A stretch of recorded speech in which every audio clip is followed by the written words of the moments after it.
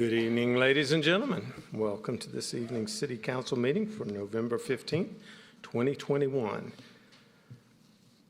Go ahead and call this meeting to order, and I'll note for the record that all members of council are present and accounted for except for Councilwoman Richard. Please keep her in her prayers. She's had a loss in the family. She wouldn't be with us this evening. As usual, we will begin with a Pledge of Allegiance. So if you are able, please stand and join us.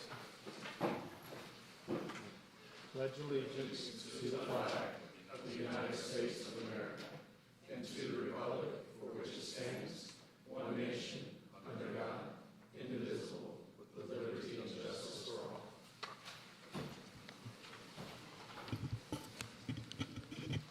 And we get to start off tonight's meeting with a presentation from the Alpharetta Chamber of Commerce to the Public Safety Foundation. Councilman Heights, would you like to join me down there? Chamber representatives, please come forward.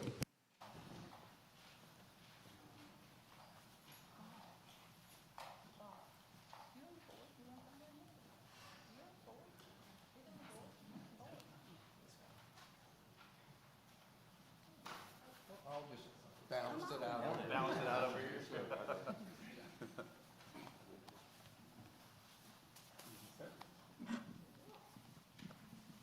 So we are blessed to be representing the Alpharetta Public Safety Foundation as a member of their board. Janet, Councilman Himes, Casey, and just wanted to hand over the microphone to the Alpharetta Chamber of Commerce representatives because they had a fundraiser and they did it to benefit the Alpharetta Public Safety Foundation. Thank you, Mayor. I'm Deborah Lanham with the Alpharetta Chamber of Commerce, and we're delighted to be here tonight for this special occasion. And I would just like to introduce you to the chairman of my board, Alex Polk. Dr. Polk, would you just say a few words about what we're doing tonight? So this is an initiative that we started last year. It's called Lasting Purpose. We wanted to do something not only just for capitalism and money coming into the chamber, but we wanted to give back to the community. So in kind of everything that we do to help raise money for our chamber, to help the businesses in the city of Alpharetta, we wanted to do something for our nonprofits. I was lucky enough to be chairman this year, so when we talked about the golf tournament, what can we do, who can we help with the golf tournament, my first thought was Alpharetta Public Safety. They've done so much for us, the citizens of Alpharetta, the businesses of Alpharetta. This is kind of our appreciation to giving back, and I was glad we were able to do it. It was a great success this year. Attaching them to our tournament, this was the best turnout that we ever had. Casey Robinson was the chair of the golf tournament this year. He did an amazing job, but we're just so happy that we're able to present this check to them, the amount of $2,000 for the Public Safety Foundation. So thank you. Thank you. We appreciate it. Mr. Hart, if you don't mind, could you tell these folks in the audience a little bit about the Alpharetta Public Safety Foundation? I can try. Thank you. So I've been a participant, a member on the foundation board for many years, and it's there. It assists all the sworn and non-sworn personnel of the Alpharetta Public Safety Department at times of need. So when there have been times that a firefighter's house is burned down, when a police officer's child's been gravely ill, when a dispatcher's had major medical things, the foundation has been there to support them. So the foundation is there to support all those public safety employees when just life happens, and we really appreciate it. Thank you. Yes, you may have a picture. Please do. Let's squeeze in. Do we have a picture taker?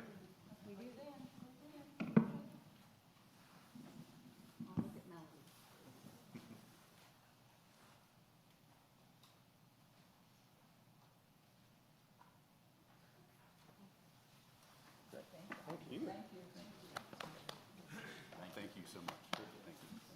Thanks, Nate.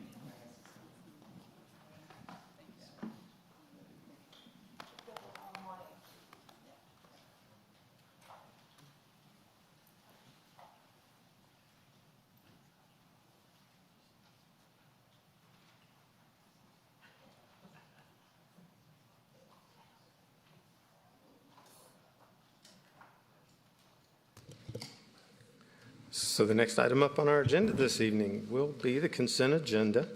And the consent agenda consists of the council meeting minutes from a city council meeting of November 1st, 2021, and alcoholic beverage license applications. Alcoholic license application is PH-21-AB-28, The Farm at Pamelot, Inc., 54 Roswell Street, Alpharetta, Georgia, 30009. Is there anything that any council members would like to remove from the consent agenda? Seeing none, all those in favor of the consent agenda, please vote yes, otherwise vote no. Sorry about that. Do we have a motion? Motion to approve. Thank you. A motion by Councilman Heitz, second by Councilman Burnett. Any discussion? We got a long agenda tonight. I guess I was just getting a little ahead of myself. So all those in favor of the motion that was made by Councilman Heitz to approve the consent agenda and seconded by Councilman Burnett, please vote yes, otherwise vote accordingly. And it does pass unanimously. So that'll wrap up the consent agenda. We'll move on to the public hearing. First item on the public hearing this evening, I am told, will be deferred by the applicant. That was PH-21-AB-27, the minimum distance requirement waiver request for 241 South Main Street. That will not be heard this evening and will be heard in a future meeting. So the first item we'll be hearing this evening will be MP-21-03/CU-T1-05, Advanced Recovery Systems, LLC, Drug Rehabilitation Center. Mr. Woodman, you have the floor.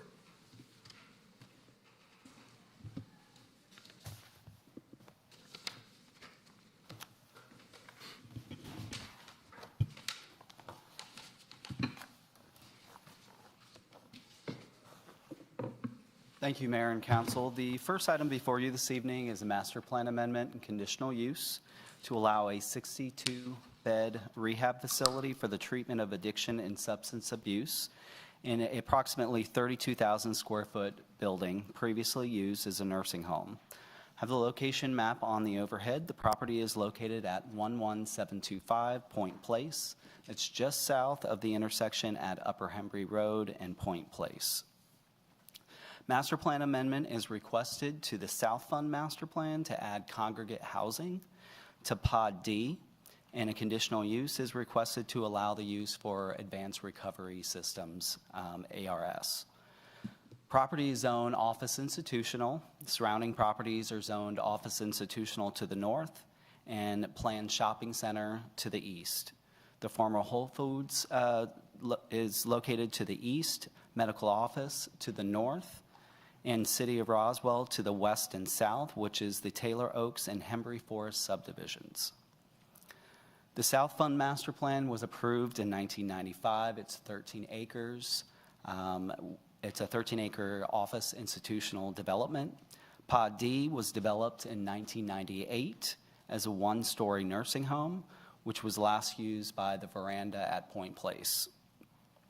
ARS is a rehab facility for the treatment of substance abuse and secondary mental health disorders, including mood disorders, personality disorders, and process addictions. The state licensed facility will treat people 18 years and older. Levels of care offered at the facility are detox, intensive inpatient, residential, partial hospitalization, intensive outpatient, and outpatient care. Clients at the location will not have vehicles, and the applicant states that their clients are non-court mandated.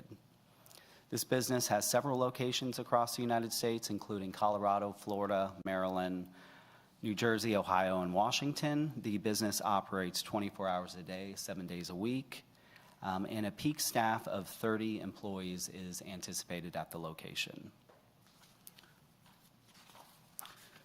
This is a table that was in the staff report. There are 5 similar facilities throughout the city currently today. However, there's only one that's a residential facility. That's the Sunrise Detox. That's located at 4500 North Point Parkway. It's about 3.5 miles away from this proposed location. I have an aerial of the property. The site's located at the end of the cul-de-sac at Point Place. The primary entrance to the building and all but 4 parking spaces are located on the north side of the building. There's a fenced outdoor amenity area in this location. And there are 50-foot undisturbed buffers along the south property line and west property lines adjacent to City of Roswell subdivisions that I mentioned earlier. This item was shown to at the Community Zoning Information Meeting back on April 14th. The reason for the delay there, state does require a 6-month waiting period between the Planning Commission, between the 2 public hearings of Planning Commission and City Council. So this was shown to the public back in April. There were several public comments with concerns over negative impact on property values, cigarette smoke, and screening. Based on the public concerns, the applicant agreed after that CZIM to provide an 8-foot privacy fence, and that would be along the south and west property lines. City has also received over 100 letters of objection from the surrounding neighborhoods to the south and west, and those concerns are consistent with the concerns that we heard at the Community Zoning Information Meeting. Staff did look at the various review criteria for master plan amendment and conditional use and found that the proposal is consistent with the office institutional uses in the master plan and other locations for this business, which are similarly situated in an office setting.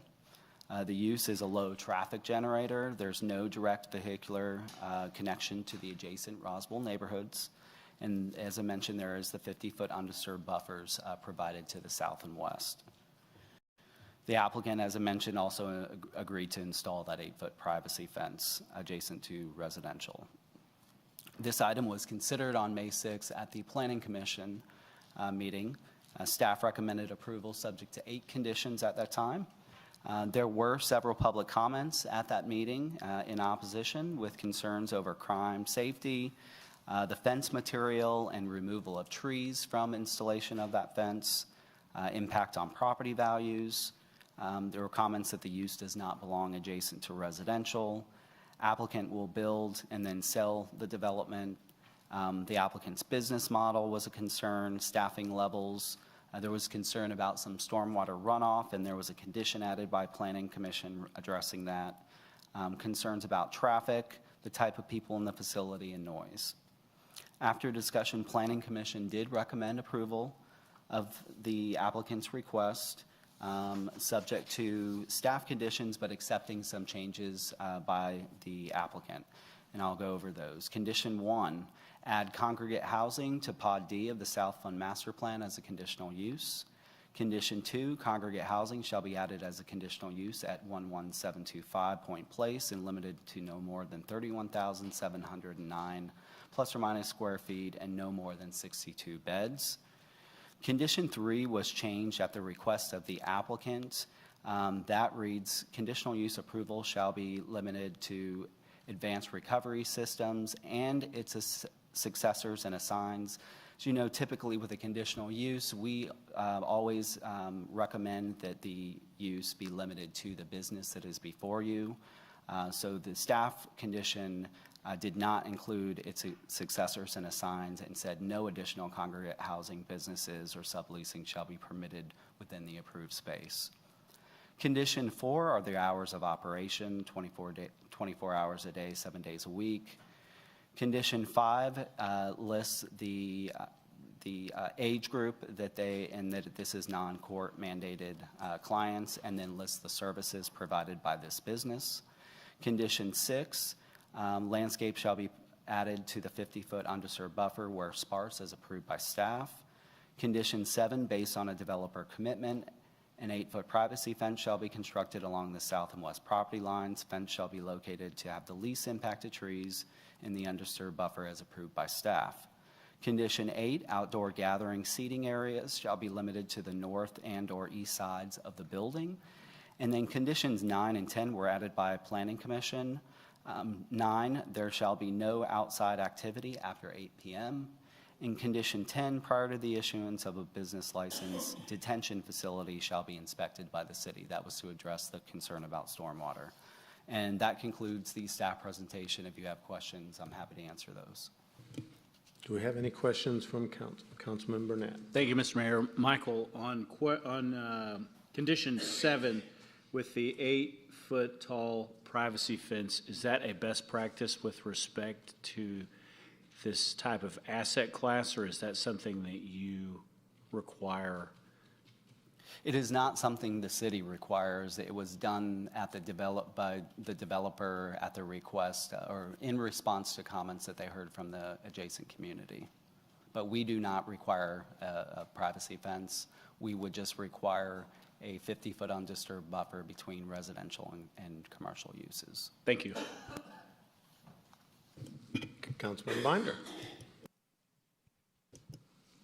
So for item number 3 that was switched, have we ever done that before with the successors? And I don't think that I've seen that. I don't recall. Every time, staff always recommends a condition that limits to the business that is before you, subject to the conditional use.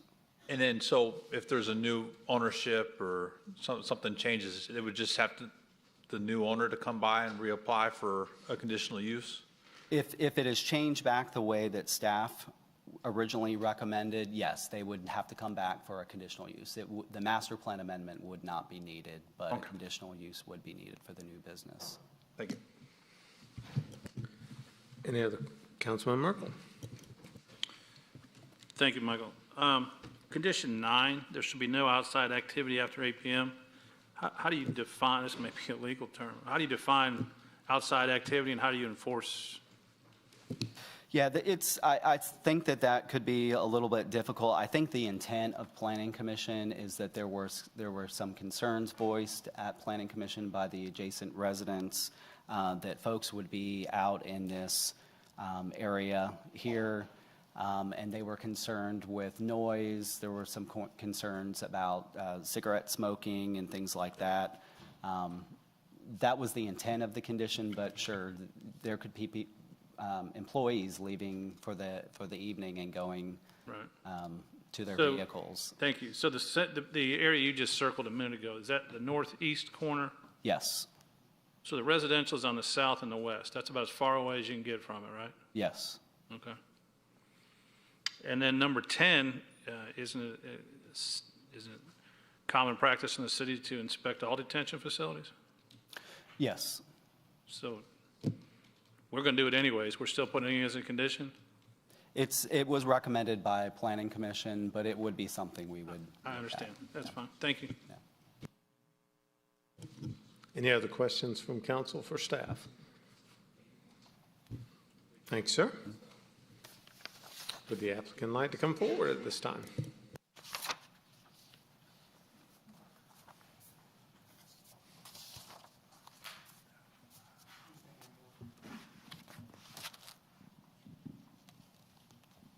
Mayor and members of the council, I'm Don Rollader. My address is 200 Foothills Parkway, Marble Hill, Georgia, 30148. I'm happy to be here tonight on behalf of Advanced Recovery Systems, who is the applicant on this application. I have with me tonight Nancy Stockwell, who is the Chief Clinical Officer for Advanced Recovery Systems. I have also with me Marta Nelson, who's the Chief Nursing Officer and Risk Manager for Advanced Recovery Systems. I have Steve Rowe from AEC, who did our land plan. Gordon Teal from Teal Appraisals, who has done some real estate sales pricing work for us on this, and his reports are on file with you. And I also have Jeff Breedlove, who's Chief of Policy and Communications for the Georgia Council on Substance Abuse. He will speak in rebuttal. We're looking at 4.2 acres with a 31,709 square foot building on the property, which was last a memory care facility. It's been vacant for a long time. It needs some TLC, and we will give it that before we occupy the building. The building and the grounds will be updated, the landscaping improved. The property abuts Whole Foods on one side, Taylor Oaks Subdivision on the other, and has an office park in the front running all the way to Upper Hembry Road. To the rear is Hembry Forest Subdivision. There's substantial natural buffering between that subdivision and this development. There is a 50-foot buffer along both subdivisions. It's generally undisturbed, and which we have agreed to enhance any place where it's sparsely treed. All the buffers and setbacks on this property are in compliance with the applicable City of Alpharetta standards. Applicant has agreed with the staff to construct an 8-foot opaque wooden fence along the west, south, and east boundaries. The sight line there would indicate that you couldn't see the building from those properties anyhow, but we have also an ulterior motive in agreeing to construct this 8-foot fence.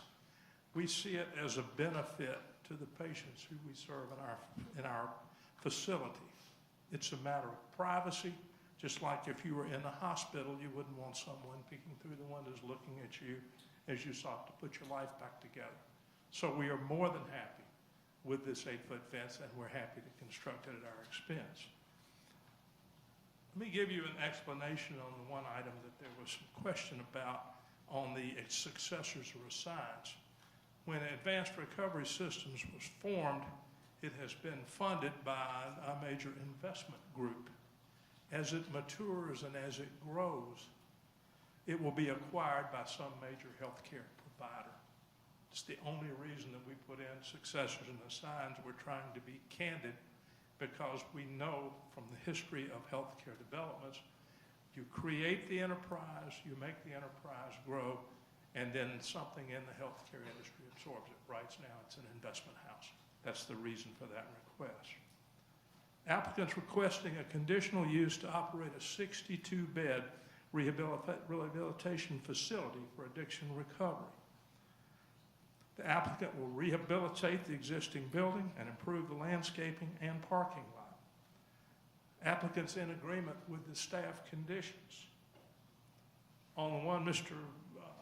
Merkel expressed concern about in the summertime it doesn't get dark till 10, so maybe 8 o'clock is a little restrictive, but short of that, our statement to you is that we understand the conditions and we can live with them. I want us to talk about what this facility is and what it is not. Advanced recovery is solely focused on addiction recovery. That's its only purpose. Presently, only 1 in 10 persons with an addiction is receiving treatment. It's not a halfway house. It's not a mental hospital. It's not a crisis center. There is no methadone treatment. The atmosphere in the facility will be one of hospitality. You think of it more as a Marriott experience or a Four Seasons experience. All meals are chef prepared. It's an operation that will resemble in the way it runs the Betty Ford Center, which is famous for its ability to help people deal with addiction. The most commonly treated addiction is alcohol, followed by opioid addiction. We also treat a number of other addictions, from cessation of smoking to eating disorders to whatever it is that a person cannot conquer and affects their health to the point they could lose their life. The facility is staffed by doctors, nurses, and clinical staff, as well as therapists. It's licensed by the state of Georgia. It's a medical facility. It's accredited by the Joint Commission. The Joint Commission accreditation is the gold standard of approval in healthcare. All patients come here voluntarily, seeking to escape addiction. Who are they? They're your neighbors, your doctor, your dentist, your insurance agent, people who shop in your grocery store or go to the same restaurants as you do, your family, or people who go to church with you. They are not those people. They are just like you and me, and need treatment just as if they had cancer or a heart problem. Who among us does not know someone who has struggled with addiction even as they function in their everyday lives? The people we find are involved in their everyday lives, and it's gotten to the point where it's affecting it, where they can't function, and then they voluntarily submit to treatment to save their family, their job, and in some instances, their life.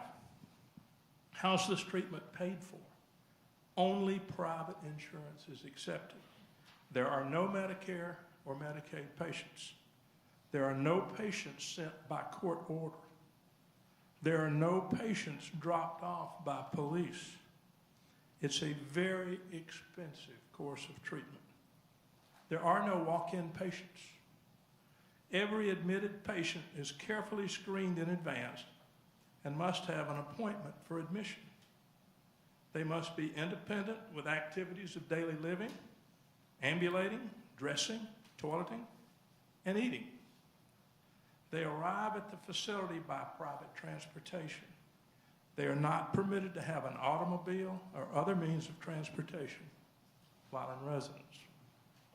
How do patients learn about advanced recovery? They are referred by doctors, hospitals, employers, and churches. Can you just walk out of the facility? Patients are here voluntarily. They can elect to leave, but when they elect to leave, they must go through a lengthy discharge process, like checking out of a hospital. Discharge is not complete until the patient is allowed to leave with approved transportation to their destination location. You cannot walk out the door. How long is the average stay? There's not an average. It depends on how long it takes for the patient to manage the addiction. Commonly, stays are 24 to 30 days. A lot of that's controlled by the insurance companies. They squeeze you on how long they'll let you stay when you desperately need care. Is there security? There are no uniformed armed guards. All doors are secured and have alarms. There are cameras everywhere which are monitored. There are monitoring stations in each hallway to allow all patient movement to be observed. Patients are not left alone during the day. They're busy. I will ask Marta and Nancy to describe the average patient day for you. The property will be surrounded by an 8-foot wooden fence, and I've described to you our purpose for that fence. There are no roads and no walking trail accesses to the abutting subdivisions from this property. All outdoor activities are supervised by staff. Outdoor time is important to the recovery process and is part of the regimen. You need exercise, you need fresh air, you need to feel like you're part of the community. Organized activity will be on the north and east side of the building, away from residential neighbors. Is there visitation and outside contact? Visitation is extremely limited and must have pre-approval from staff. It can disrupt the treatment process in some instances. Cell phone use is limited and controlled by staff. How old are the patients? They're from 18 years of age through maturity. At my age, you're careful how you say maturity. Over 50? How's that? No children under 18 may be admitted. There are a total of 62 beds. How many jobs will this create? This facility operates 24 hours a day, 7 days a week. The staff census will be a total of about 75 people. Those will be jobs that pay very well. What does outpatient mean when we list in our application that one of the treatments is outpatient treatment? Some treatment is classified as outpatient by the insurance companies so that they will pay it. All of our patients receiving outpatient treatment will be full-time residents of the facility. They don't leave, they don't go home. Why Alpharetta? Because there's a need here for state-of-the-art medical treatment for addictions and treatment of this quality is not presently available. I want to turn it over to Nancy and then to Marta for a minute for them to give you a little presentation, and then we will go forward from there. Nancy, if you will come forward and give us your name and address.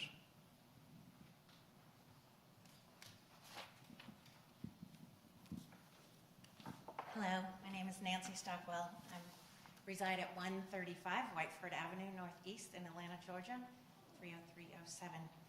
I am a licensed clinical social worker here in the state of Georgia. I've been working for 28 years in the field of substance use treatment disorders, worked here in Atlanta for most of that time. And I also have an MBA. I've been working for ARS as the Chief Clinical Officer for 6 years. I want to describe a typical day for you with our patients. They get up in the morning about 6 or 6:30. They have breakfast. They do a little cleaning up, straightening up of their rooms. And some of them might go to the gym and work out if they want to do that, or they might do some meditation or something else for their wellness on their own. And then about 8:30, they start in their groups. We have 3 hours of group in the morning, split up for, they usually have about a 15 or half an hour break in between. And then they'll have lunch from noon to 1. And again, they'll have another 3 hours of group in the afternoon. So their group time, it generally runs from about 8:30 till about 4:30 every day. And then in the evenings, they'll have dinner. They also have the opportunity to go to the gym, and then they'll do some sober fun activities. It's important for us that we teach them how to have a good time while they're being sober, because it's not a skill they typically have. And it also gives them time to practice social skills. So they might do whatever activities we have. All of our facilities are a little bit different. We often have volleyball or pickleball. I can't remember, Jay would have to tell me what we're putting on at this site.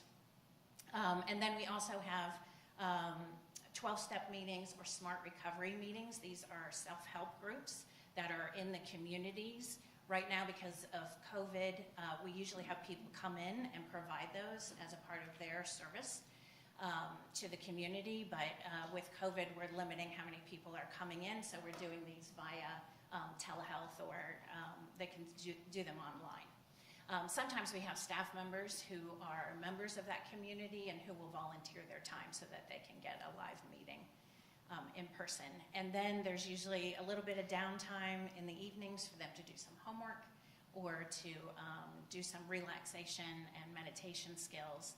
And then they go to bed generally about 10 o'clock. And I'm happy to answer any questions anyone has.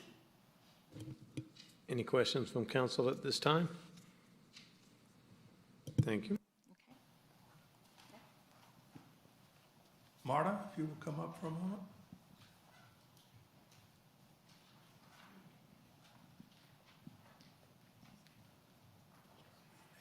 I did this with my granddaughter. Microphone on the weekend, so, okay, nice to meet y'all.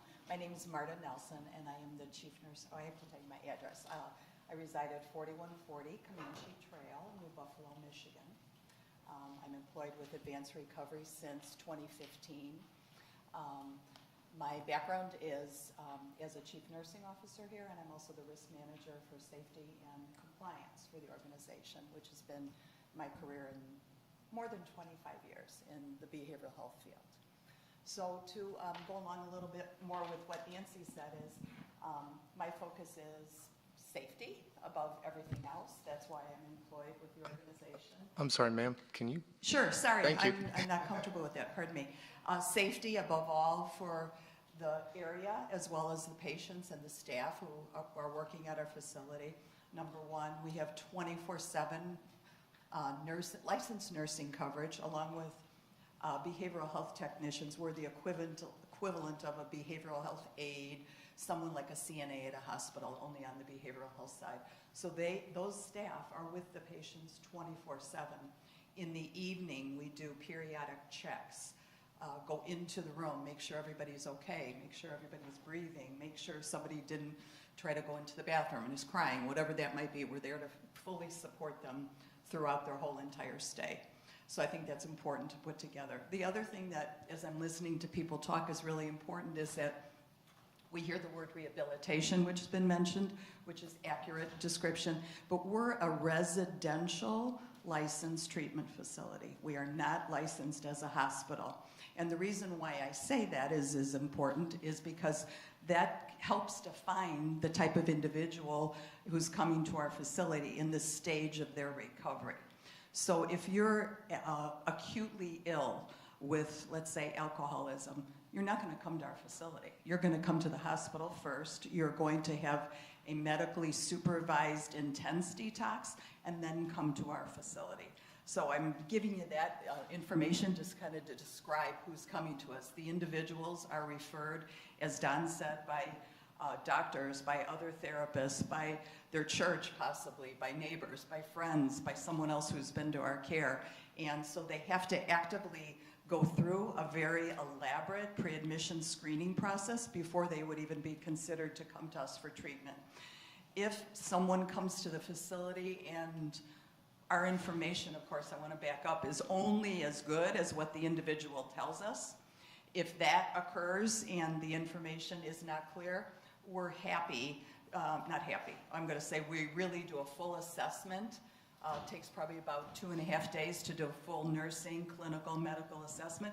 And if need be, we will send that individual to a higher level of care. For example, the hospital or a locked psychiatric facility if they need that care. We can't take care of everybody. We have a certain group of individuals, as I'm describing, who come to our care and who are appropriate. So I hope that sheds a little bit light on who we are. Any questions? Mayor Pro Tem Mitchell. Happy to answer just about anything. Thank you for being here tonight.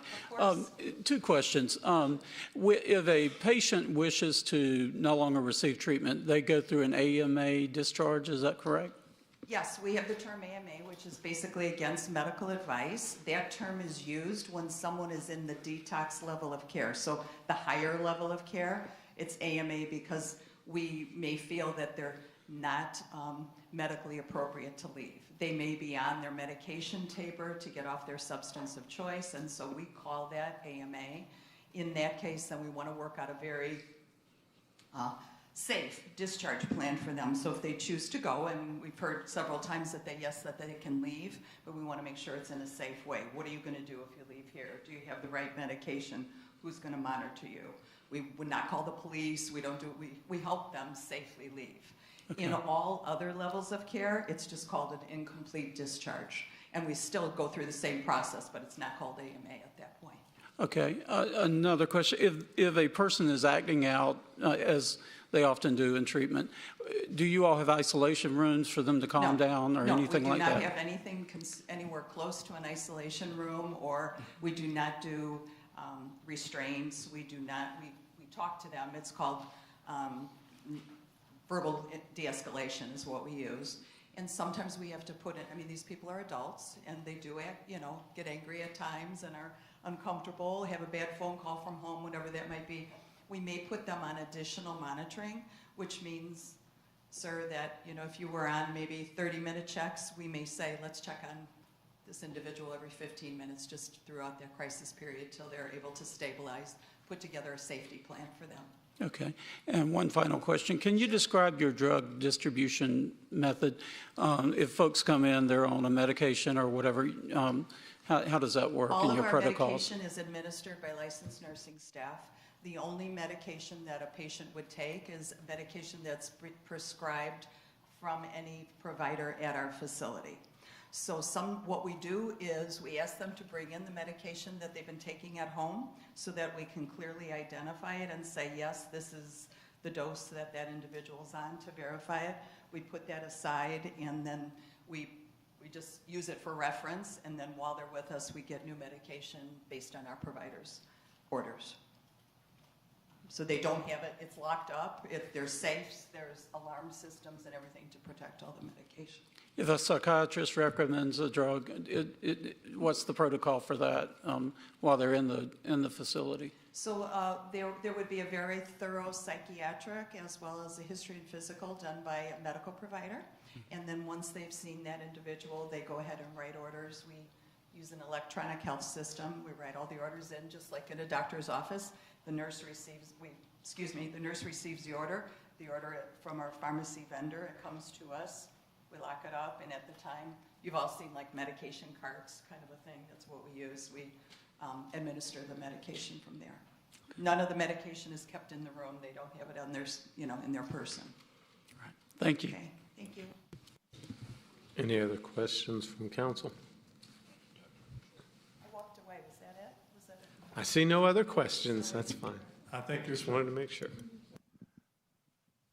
Let me close with these statements. There was a lot of concern and discussion, Planning Commission level, about real estate values.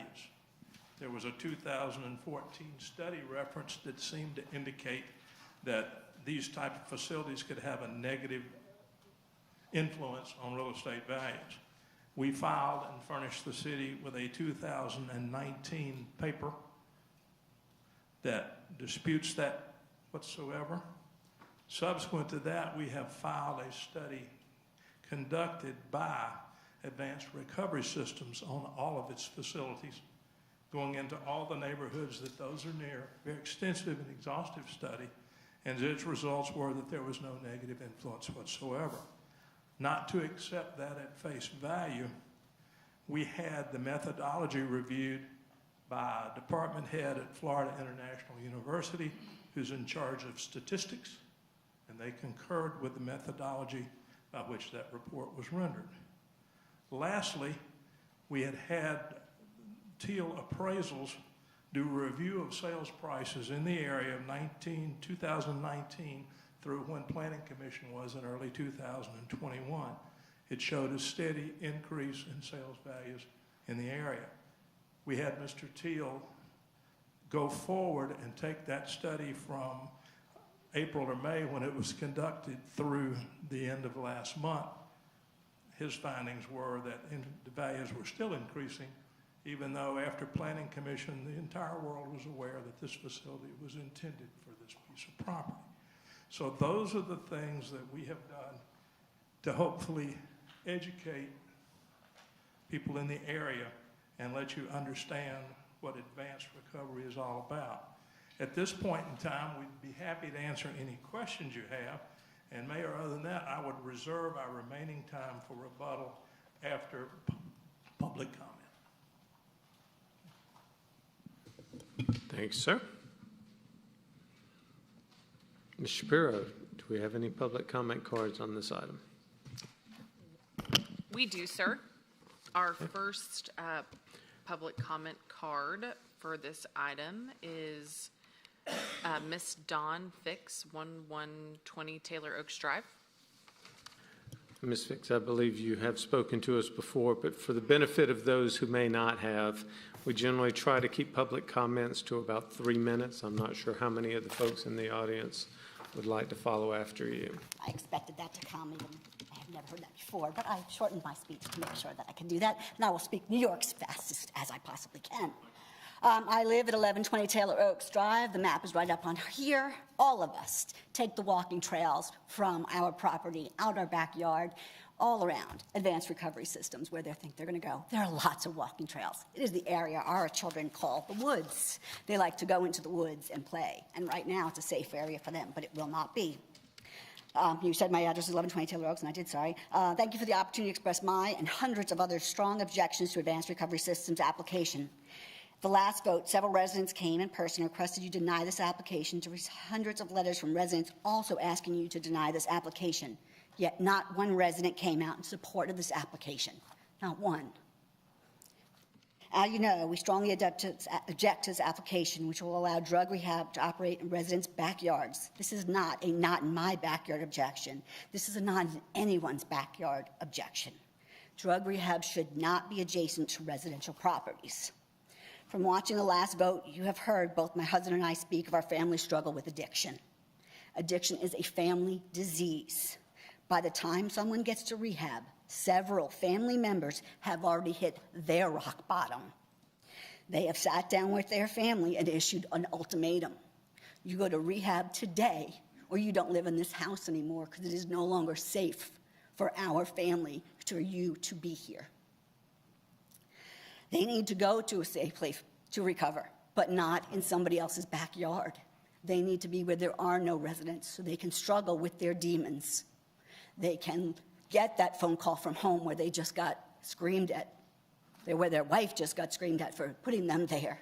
And they can have their downtime, and they can have those conversations privately, not in people's backyards. Sorry. They are a mental health facility. It is in their application. They listed the mental health things they will cover. There was a long list of them. Mr. Woodman just read several of them. It's comorbidity. You have mental issues and you have addiction comorbidity together all the time. Approving this application would could possibly put more than 1,000 strangers a year in our families' backyards, year after year with their turnover. I've sent you research as well with 100% accuracy showing that this would reduce our property values by 17%, which is about $62,000 for these people who live here, and this is their major investment. I personally spoke to the author of that article. I called him. We had several conversations, and he 100%, one of you asked me to find apples to apples. He said, your apples to apples, if you put a drug rehab next to residential properties, those values will drop. He went on further to say that as those property values drop, opportunists come in and buy those properties to become sober living homes, which have way fewer restrictions. They are run by somebody who has gone through recovery, and they're the house parent, and they get to live there for free to be the house parent. So now you have a drug rehab in your backyard, and now your homes in your neighborhood are also recovery places, dropping property values further. I'm glad you mentioned the Betty Ford Clinic. I wrote down, he mentioned the Betty Ford Clinic. He had been at the Betty Ford Clinic, and he said, it is no Hyatt, it is no Four Seasons. You wouldn't believe the atrocities that happen in a drug rehab. Everyone wants me to ask you the question, would you want this in your backyard? I told them, I don't have to ask you that. I could Google your addresses, and none of you have a drug rehab in your backyard, but it's also because no drug rehab in Alpharetta is in a residential property backyard. You have not approved that. Your zoning has not permitted that. We need you to continue to do that. There are 5 within 0.3 miles of our homes, 5 of them. We don't need another one right here. We need a good one, but not this one. No one in the history of time has ever asked a realtor to find them a home in a good area, good schools, nice parks, a drug rehab in my backyard, and surrounded by sober living homes. These are mitigators. People's perception of what is good and what is bad. When you're looking at a house and you ask, what is that building behind your home? And I have to tell them it's a drug rehab, my property value drops. It's perception, and your perception is your reality, and you're going to pay less for something you perceive not to be a good thing. I appreciate your passion, but I'm hoping to sum it up. I got it. ARS wants us to believe they're good neighbors, but then they threw in at the meeting that they're going to sell it. They are not going to be our neighbors. They are going to turn this around. They are on the thing saying this is Wall Street money. We don't keep our investments. We're going to sell this. They want that added in there so that they can sell it and the next person does not have to come here. I heard their people say, if we don't get this transferable, no future lender will look at this property. They have $78.8 million. They don't care about that. They want to turn this thing around as fast as they can and sell it for a profit. We need you to protect us. We need you to keep our homes safe. Home is our place that we feel safe and secure. We need you to help protect that, please. 62 strangers coming in and out of your backyard is not what you want, people. Nobody. That's your closing statement? No, I will make my closing statement. Your time is well up. I know. ARS has proposed a lockdown facility. According to ARS, patients will not be allowed to go outside except to smoke. They will have no cars or phones. Volleyball is not an option. Pickleball is not an option. They said they would make no changes to the outside facilities. People will be herded like cattle from the confines of the building to a fence and patio with no coverage, rain, or shine. You knew the rules coming in. I appreciate your passion. All of your neighbors will have the opportunity to continue the thought. Well, thank you. Please do the right thing. It's not a matter of could you. You all could. It's should you. Ms. Shapiro, do we have any other public comment cards? We do have one other public comment card by Mr. Jeff Breedlove, but I believe that Don Roller said that he would be for the rebuttal. But other than that, no other comment cards. If there is anyone else that would like to come forward and speak on this item, now's your opportunity to do so. Seeing none, we'll close public comment. Mr. Rollator, did you want your opportunity for a rebuttal?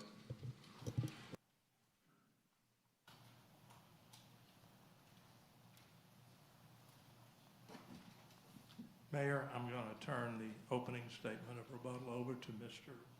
Jeff Breedlove. He will address you at this time. Mr. Mayor, council members, my name is Jeff Breedlove. I live at 625 Atlanta Avenue in Atlanta, Georgia. Proud to be your neighbor in Fulton County. Let me begin by telling you that I'm a person in long-term recovery. I don't know if I have any brothers and sisters in the audience tonight or even up here tonight, but my active addiction lasted for 30 years. It almost killed me. Now, during those 30 years, I worked for Congressman John Linder, Congressman Bob Barr, Governor Nathan Deal, the Georgia State Senate, and many other local elected officials. My guess is I'm not out of central casting for one of those people. When I went and finally sought treatment after 30 years, I went to a place called MARR, M-A-R-R, Metro Atlanta Recovery Residencies. 47 years old in Doraville, Georgia. The professional program. Delta Airlines sends their pilots there. The State Bar of Georgia sends lawyers there. The Georgia Medical Association sends doctors there. Your teachers go there. And many other CEOs of businesses whose names you know and are in this city and in this county. That's the reality of recovery. My disease doesn't discriminate. 62 people. The number one problem, according to Governor Deal and Dr. Kathleen Toomey, who is our chief medical advisor during COVID, is a shortage of bed space for substance use disorder. Dr. Toomey calls this the epidemic within the pandemic. More people have been admitted to emergency departments during COVID in the state of Georgia for overdoses than any other medical issue. The CDC just did a report that last year there were 93,000 overdoses, the most ever in the history of the nation. That's more people than died in Vietnam. This medical issue is killing more people in the United States than anything else. What's the other side of that coin? There's 23 million people in the United States that we know of who are publicly in recovery and 800,000 Georgians who are public in their recovery. And I'm just one of them. And I'm one of the lucky ones because I survived the disease, killing more people than anything else. Recovery is not about property values. It is the number one pandemic in this country. Now, I respect that. If you will, please address. Yes, ma'am, but nothing but respect for her points of view. Her points of view are common, but they're the old way of thinking. This epidemic is deadly, chronic, progressive, and deadly. But recovery is real too. Recovery works. And the way the medical science works is this. There's active addiction, there's treatment, and then there's recovery. And when a person is ready for recovery, at this level, at this type of facility, they're there to save their life. They've made that choice to get help. They're not there to do drugs, commit crimes, disrupt the neighborhood. They're there to survive. It's drop-dead serious business. And what does it mean when you have a facility like that in Alpharetta? It's a pro-family position. Divorce rates go down, families stay together.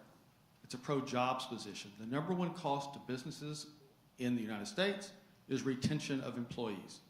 Delta Airlines leads the way in our state for supporting their employees. Businesses across the state, from the Georgia Chamber of Commerce to the North Fulton Chamber of Commerce, are more and more in public support of these exact types of facilities because it helps businesses keep their workforce intact. It helps public safety. We have mayors and police chiefs, sheriffs across the state publicly in a working group on addiction and recovery because they have decided that the lock them up, throw away the key approach doesn't do it. They are begging for more facilities just like this in communities across our state, because when we have these facilities, there is less crime, there is less divorce, there is less unemployment. There are people who get made whole again. They stay with their families, they stay with their jobs, and they are taxpayers, and they vote, and they provide. So it's just a choice. And I lived in that stigma. And my wife is in the back of the room. She lived in that stigma, and my mom and dad did. And as the person in active addiction, I had the same fears, as the same hypocrisy that I was the hypocrite. I'm just here to tell you, as a person who survived this, that we're not a perfect community. But we are people who at one point want to get better, that want to live. We need a place to go. And the blunt truth is, when a person's willing to pay this much money, I stayed 90 days at MAR. And then stayed 2 years before I went back to work to continue to make sure I was ready. And I'm able to have the privilege to stand before you tonight on behalf of men and women across the state and say, these places save lives.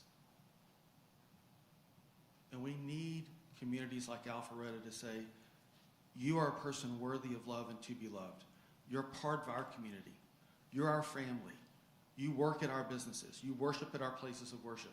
You join our community clubs like Kiwanis and Rotary. You are exactly who we are.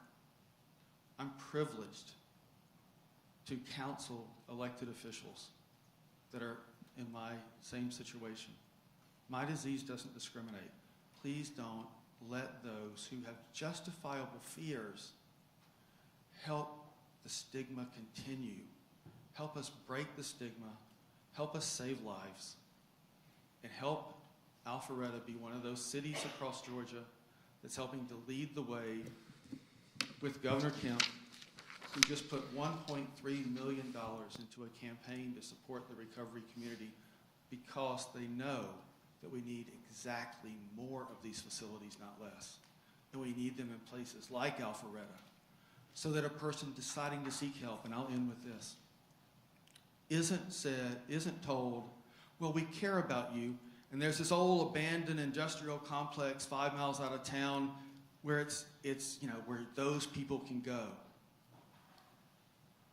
I should be welcome, and my brothers and sisters should be welcome in any and every part of Alpharetta, and every city in Fulton, and every city in the state, because we are the state.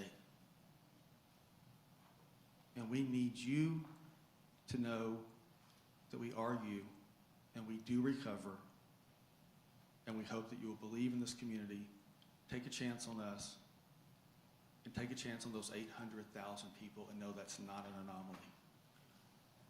And I thank you for your time. I'm certainly able to take any questions. I do have a question for you. Where was MAR located? MAR is in Doraville, Georgia. It is right next to residential areas. It is right across from their city hall. I know that... Does it back up to single-family homes? There are single-family homes. I'm not good with all the numbers, but very close to it. Absolutely, yes, sir. There's residences across the state. There was one when I was still in active addiction. I was the chief of staff to Nancy Jester, county commissioner in DeKalb County. In Tucker, Georgia, Mayor Frank Allman, they wanted to put one there.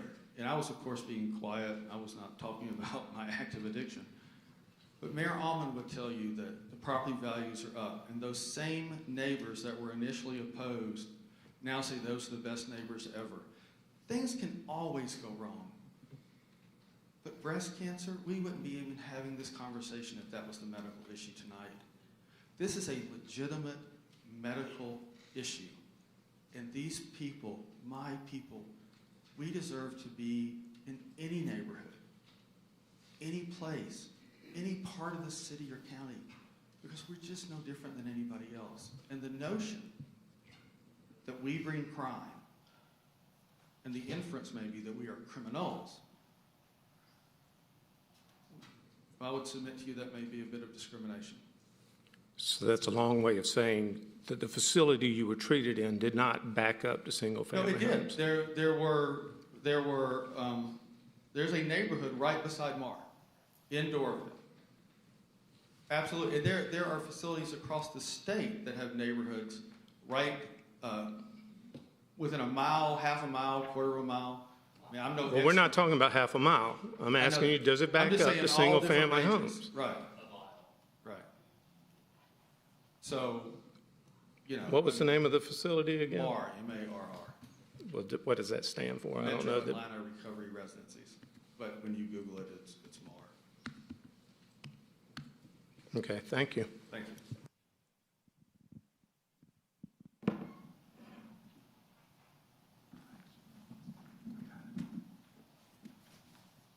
Mayor and council, in closing, this application carries the recommendation of staff.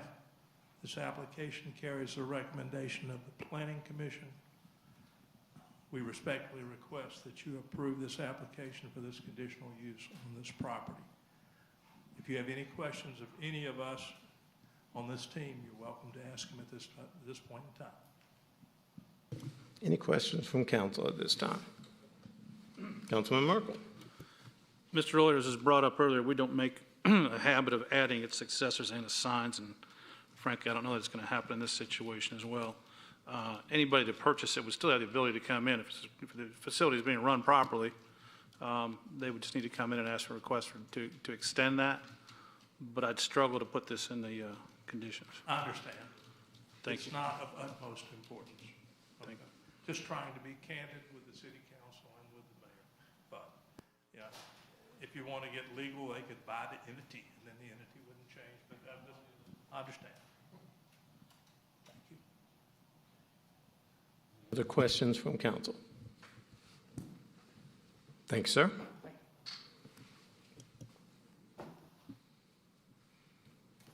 Since we've had public comment, All right. Councilman Binder? I did have a question for staff before you asked for a motion. You so recognize you have the floor. Mr. Stacy, I just wanted to confirm if we took that out for number 3, I believe, the successors, would the new owner have to go through the 3-month waiting period that they had to go through for this current application, or would it be a standard waiting period? I'm going to ask our community development staff to weigh in on that. I think the answer is likely yes, right? The process would be a new conditional use, which is a 3-month process. But We would want if it's a new business, we would want them to go through a conditional use. I believe what you're maybe referring to is a change to conditions. With a conditional use, when we're looking at a new business, we would probably prefer the conditional use route. There is a process where you could change existing council conditions on a property, and that would be a shorter process. Under the state law, I believe we had to do a 3-month waiting period. That's what I'm talking about, not our internal process of 3 months. I'm sorry, yeah. Yep. So the waiting period would that we have, so the city actually has a 12-month waiting period. The state is a 6-month waiting period. So you can applicants can get a variance to reduce that 12 months to 6. That's on any request for rezoning, conditional use, master plan amendment. Yeah. Got it. Okay.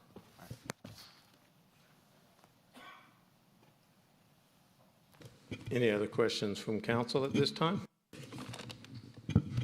Seeing none, I'll go ahead and call for a motion. Mr. Mayor, I'd offer a motion tonight to approve agenda item title MP-21-03/CU-21-05 Advanced Recovery Systems at 11725 Point Place, with the conditions accepted throughout, with the exception of number 3. I would like to strike "and its successors and assigns." Remaining conditions, including the addition of 9 and 10, are acceptable. And that would be the end of that motion, sir. Second. I have a motion by Councilman Merkel and a second by Councilman Binder, and that was to approve MP-21-03/CU-2105 Advanced Recovery Systems LLC Drug Rehabilitation Center with the conditions as outlined by Councilman Merkel. Any discussion? I have a question for Councilman Merkel, who made the motion, and that is, he has made a motion that strikes the additional language in recommendation 3. Would you be open to adding back in that qualifying language that has been stricken that was in the original staff report, which reads, no additional congregate housing businesses or subleasing shall be permitted within the approved space? Yes, I'll accept that. So then I would make a friendly amendment to add that to your motion. Councilman Binder? Okay. So we all clear on the motion? Mm-hmm. Okay. Any discussion?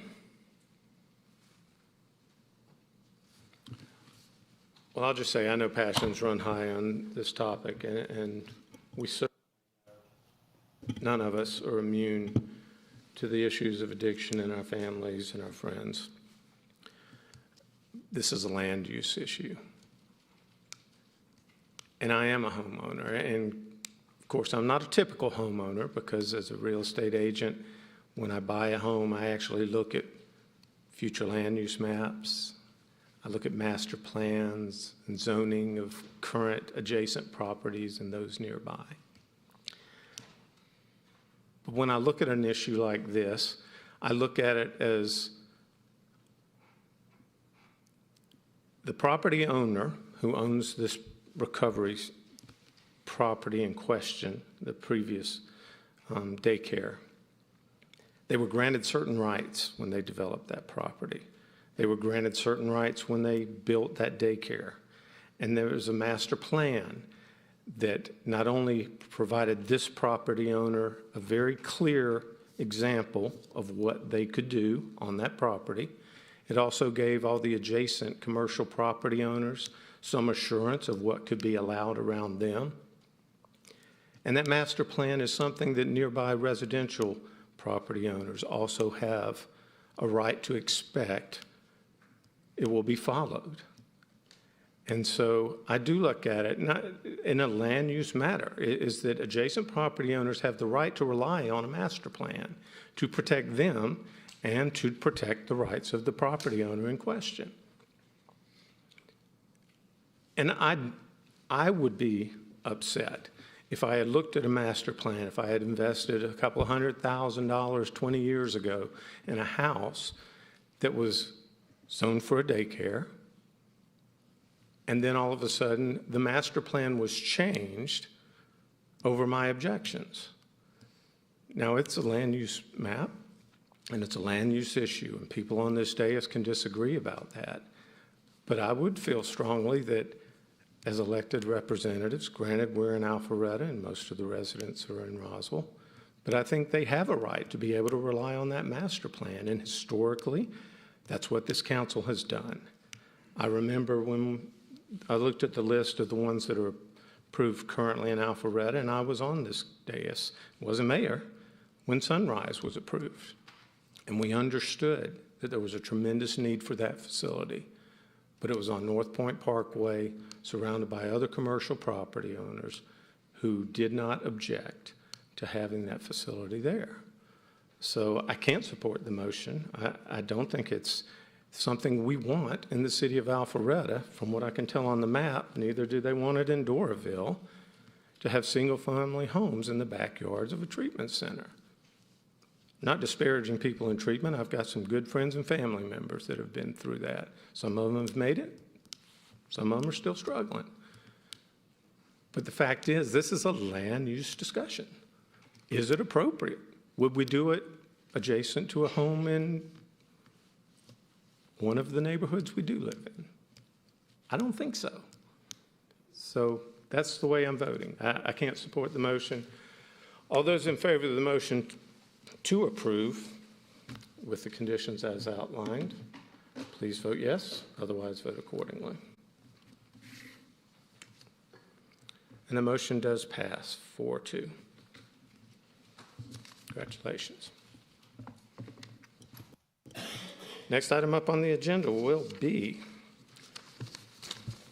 CLUP 21-04/M-P-21-07/Z-21-09/V-21-23 KB/400 Partners Empire Communities.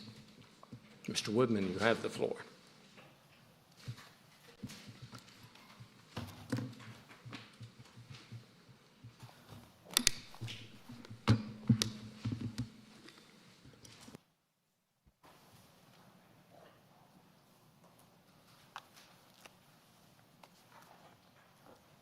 Thank you, Mayor and Council. The next item before you is a master plan amendment, comprehensive land use plan amendment, rezoning and variance to allow for the construction of 90 for-sale single-family detached homes on 14 acres in the North Point overlay. The proposed density is 6.44 dwelling units per acre. And the location map shows that the property is located at the southwest corner of North Point Parkway and Kimball Bridge Road. Master plan amendment is requested to the KB 400 Partners Master Plan, Pod A, to add dwelling for sale detached to the list of permitted uses. A rezoning is requested from O&I, Office Institutional, and Special Use to R8A/D. And a comprehensive land use plan amendment is requested from Corporate Office and Public Institutional Education to high-density residential.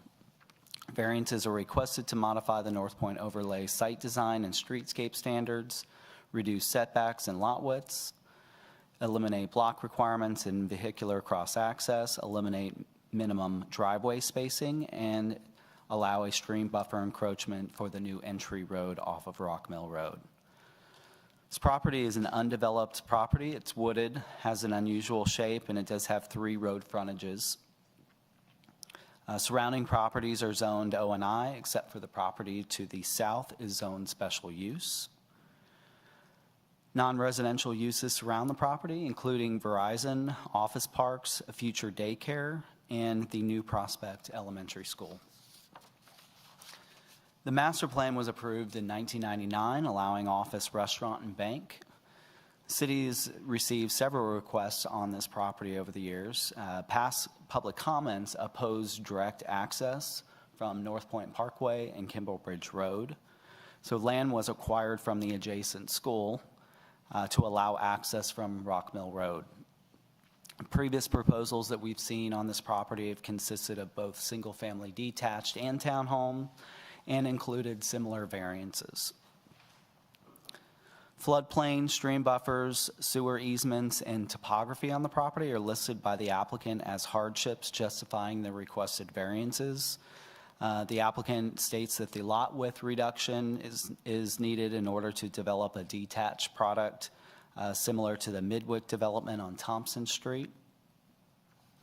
And the applicant provided a site plan demonstrating that 111 townhome units could be developed on the property, which represents an increase of 21 units above the single-family detached plan. I have the applicant's site plan. Site plan, again, depicts 90 lots, single-family detached subdivision. Access is from Rock Mill Road on the south side. Lots are internally oriented within this development. Previous developments have oriented homes along North Point Parkway, and even older requests even oriented townhomes along Kimball Bridge Road. So this is completely oriented within the development. There are actually buffers provided along North Point Parkway and North Kimball Bridge Road.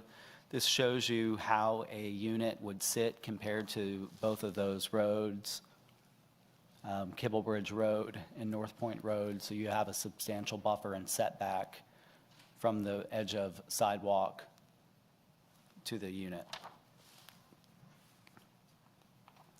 Homes are proposed with a 22 by 38 footprint.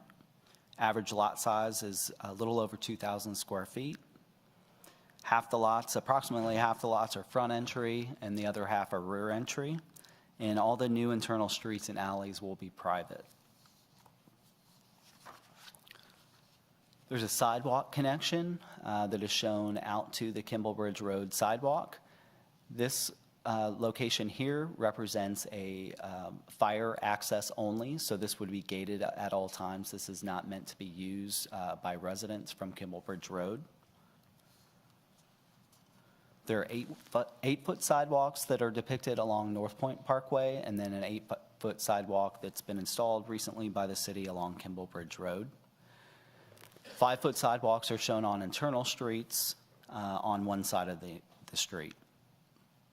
The North Point and parking regulations would require about 2.4 spaces per home. Each home actually has 4 spaces per home, and there's an additional 25 guest spaces provided throughout the development.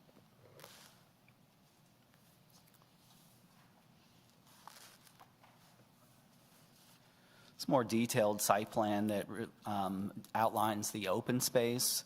The green areas are shown as the civic space, and then the red areas as the amenity space. The overlay actually requires a minimum 15% open space on this property, 2.1 acres. The applicant's site plan shows 47% open space, a little over 6.5 acres. Civic space depicted at the corner of North Point Parkway and Kimball Bridge, and that includes the applicant's eco-district monument concepts. They provided 2 examples of what those monument concepts might look like.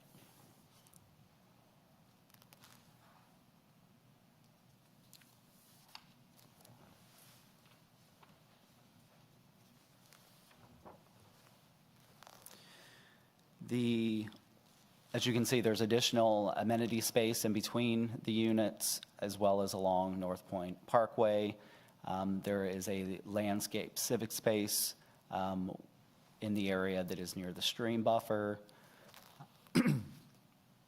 There's a stormwater pond that is located in this area near the stream buffer as well as North Point Parkway. Again, this area would be buffered from North Point Parkway. The applicant provided renderings showing brick on the first floor with board and batten on the second and third floors. They do provide details on all 4 sides of the unit. You're seeing both the front-loaded with the garage, the front-loaded product. This is just showing what the side elevations would have details as well. And then this would be the rear-loaded product, the garage at the back.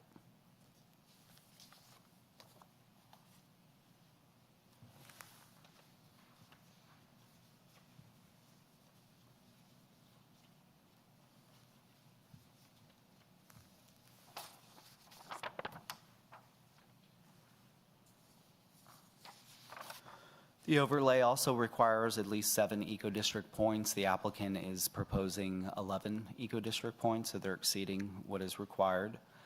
This item was shown to the public at the Community Zoning Information Meeting on September 8th. There were several public comments, including concerns over stream impacts, questions about the price point, whether a cut-through is planned adjacent to the school, school traffic impacts, high density, safety issues for children, use of the open space, targeted buyer, Kimball Farms notification, and some flooding issues. And the applicant proposes a condition dealing specific with the flooding issues based on their conversation with Kimball Farms, and then impacts to school enrollment. City also received comments from nearby residents and business owners with similar concerns. Business owners along Rock Mill Road, there's an office condo just to the south of this location. There were some emails with concerns over the capacity of the intersection at Rock Mill and North Point Parkway to handle the added traffic. And then, of course, similar concerns that we heard at the Community Zoning Information Meeting. Staff looked at the various review criteria with the applicant's request and found that the proposal is consistent with the comprehensive plan policies and the North Point overlay. that promotes a walkable mixed-use environment. The proposal should not adversely impact the natural environment, and residential use would produce significantly fewer vehicular trips on the surrounding roadway network. The property is currently approved for a little over 200,000 square feet of office. With respect to the variances, the property does have an unusual shape. As I mentioned, it does have multiple road frontages, and it does have the on-site stream and floodplain. The applicant did provide this townhome layout, as I mentioned before, that shows an additional 21 units. That plan does demonstrate that a higher density would be possible with that townhome product, and they did that in order to justify the lot width variance request. This item was considered by the Planning Commission on November 4th. Staff recommended approval subject to 30 conditions, and there was one public comment with concerns over traffic on Rock Mill Road. After discussion, Planning Commission did recommend unanimous approval subject to staff's recommended conditions, and they did accept some of the applicant's changes. We'll say that staff was in agreement with all the changes that the applicant, that Planning Commission made to the conditions, and I'll go through those conditions. Condition 1 is the site-specific condition showing rezoning to R8A/D and to the site plan prepared by PEC revised 10/26/21. Planning Commission added a sentence at the end of that condition that states, provided the site plan remains substantially the same, the lots may be bigger than shown on the site plan. Condition 2 addresses the change to the comprehensive land use plan designation to high-density residential. Condition 3 adds dwelling for sale detached to the KB 400 Partners Master Plan Pod A with a maximum density of 6.44 dwelling units per acre. Condition 4 allows a minimum lot width of 30 feet.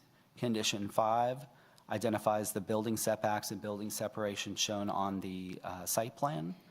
Condition 6 ties to the architecture and materials provided by the applicant. That document is labeled Exhibit A, subject to staff approval. Condition 7 addresses the eco-district measures that were outlined in the applicant's letter of intent. Condition 8 deals with the civic space at the corner of North Point Parkway and Kimball Bridge and ties it to the applicant's proposed eco-district monument concepts that they provide. That would be final approval by the recently established Cultural Arts Commission. And then, of course, that area and any open space area is maintained by the HOA, not by the city.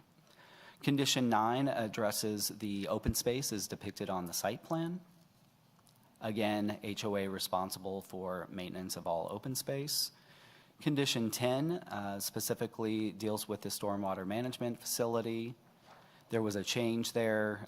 There was a holdover from a previous plan where we had looked at doing a permanent pool with the stormwater management facility. We did agree, as long as that had a natural appearance, that we would be okay with that change. Condition 11 clarifies that privacy fences, staff originally indicated unfinished, but applicant asked for a change to unpainted or unstained wood decks, shall not be visible from the public right away. Condition 12 requires pedestrian access to Kimball Bridge Road as shown on the plan. Condition 13, that fire access only. There was just a clarification that was made actually at the, specifically by Planning Commission, not at the applicant's request, to change that to emergency vehicle access. Condition 4, home shall have connectivity to the public sidewalk system.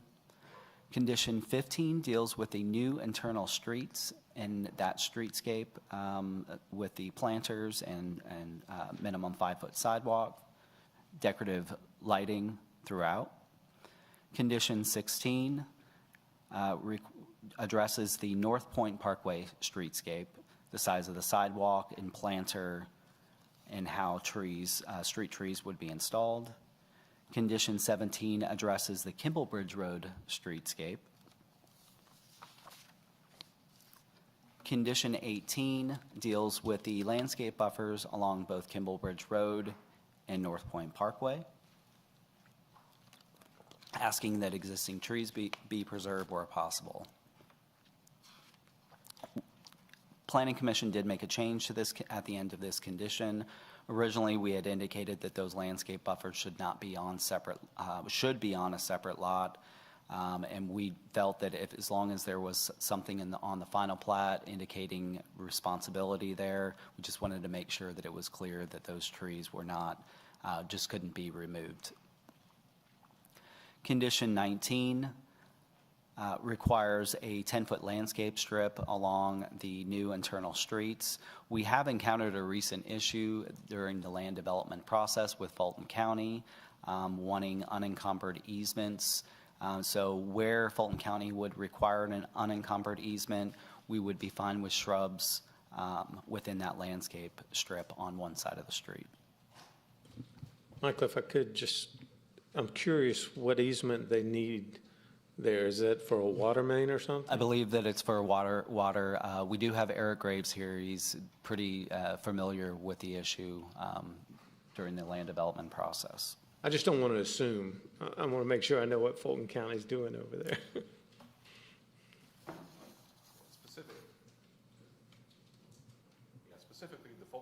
Specifically, Fulton County is really concerned with the private streets and their water lines, and whereas they could have a water line close to a residential property line in a public street, in a private street, they want to have a full 20-foot easement over that, and we're trying to work out some compromises with them so that we can maintain our landscaping and the other aesthetics that we like to see in our neighborhoods. Okay. Thank you. I just wanted to clarify. Yep. Condition 20 requires pedestrian amenities throughout the development. Condition 21 deals with the required frontage improvements along Kimball Bridge Road and North Point Parkway. Condition 22 addresses the construction of the new driveway coming in off of Rock Mill Road. All costs associated with that construction, the responsibility of the developer, and what that looks like. Condition 23, developer shall dedicate a permanent public access easement over the area depicted as civic space on the applicant's site plan. Condition 24 is a standard comment with respect to properties with stream buffers, removing exotic and invasive trees and shrubs within the stream buffer. Condition number 25, subject to the design of the final stormwater management plan, which may result in some tree removal, and the tree line and trees depicted in the civic space area to the west of the new project driveway shall be saved, except that trees shown to be impacted by the new driveway may be removed. So they're generally showing quite a few tree saves in this area. There will be some tree saves that are immediately adjacent to this new driveway coming in off Rock Mill Road where the trees will not be able to be saved. Condition 26. Yeah. I'm sorry? Sorry, Michael. Mayor Pro Tem Mitchell has a question, I believe. Sure. Thank you, Michael. The commission wanted to add the stormwater management require removal of some trees, should they require that. The tree recompense shall be provided per code as approved by staff. Does that even need to be added, in staff's opinion? I think it wouldn't hurt to keep it in there. I think we were in agreement with the applicant's request to add that in there, and I think that it would be okay to leave. Okay, thank you. Mm-hmm. Condition number 26 deals with the fire marshal's requirements for access. Condition number 27, no more than 10% of the residential units shall be permitted to be rented as recorded in the HOA declarations and covenants. And then the last three conditions are at the request of the applicant and as a result of citizen comments that they have received.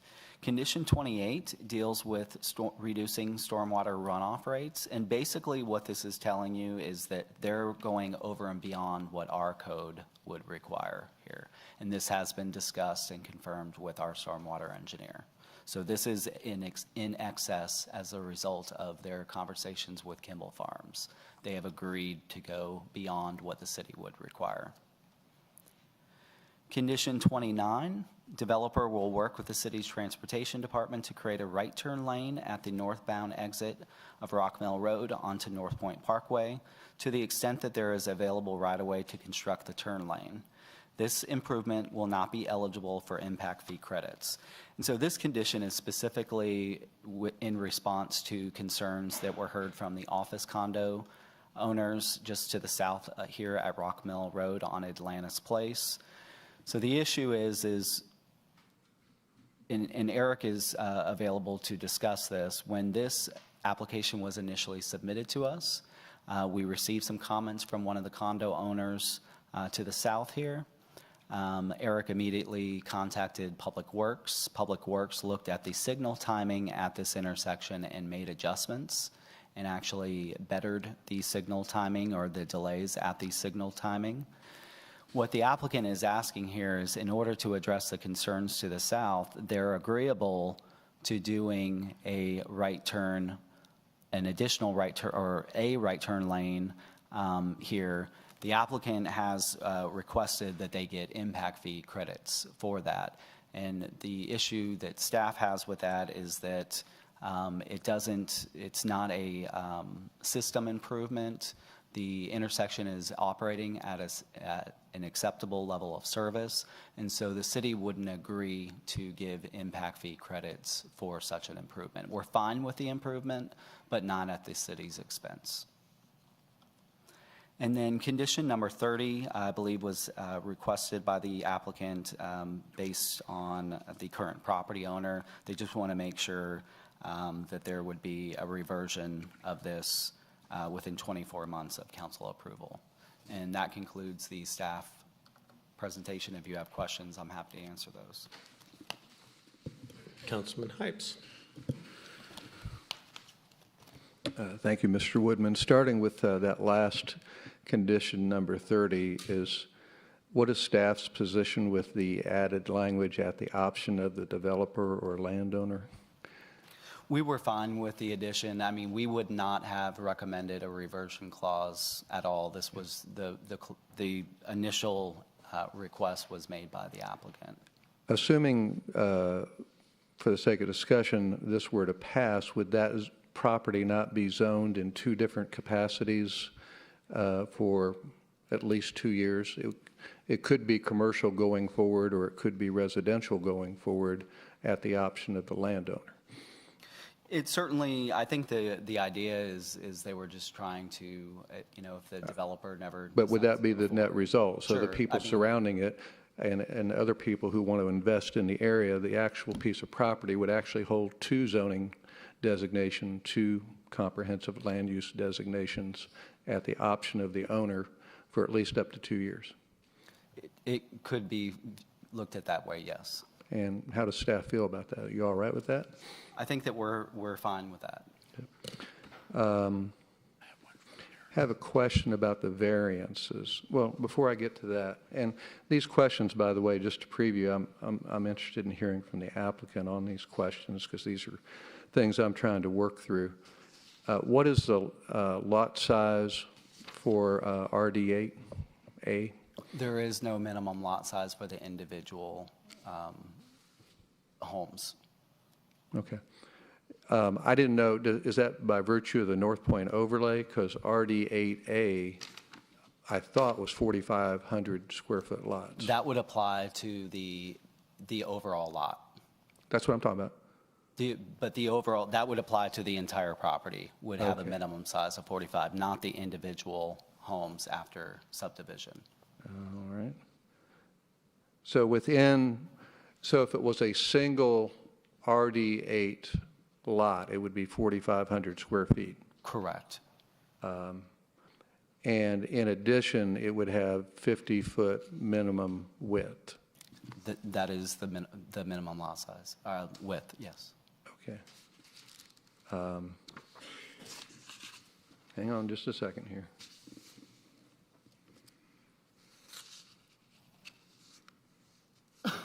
With respect to these variances that are being requested, and I misinterpreted the code. I thought each lot, even in a platted development, would be 4,500 square feet. That's not the case? That's not the case, no. Well, I misinterpreted that. So it has reduced the setbacks and lot widths. So the lot width would be going from 50 to 30 feet? That's correct, yes. And what about these setbacks? From 35 feet to, The setback actually would be in R8A/D, which was never, that's a zoning district that wasn't really set up for North Point overlay. So North Point overlay actually allows much lesser setbacks, but the zoning says 65 feet along North Point Parkway and Kimball Bridge, and then on the local streets, it would require a 35-foot setback for each of the homes.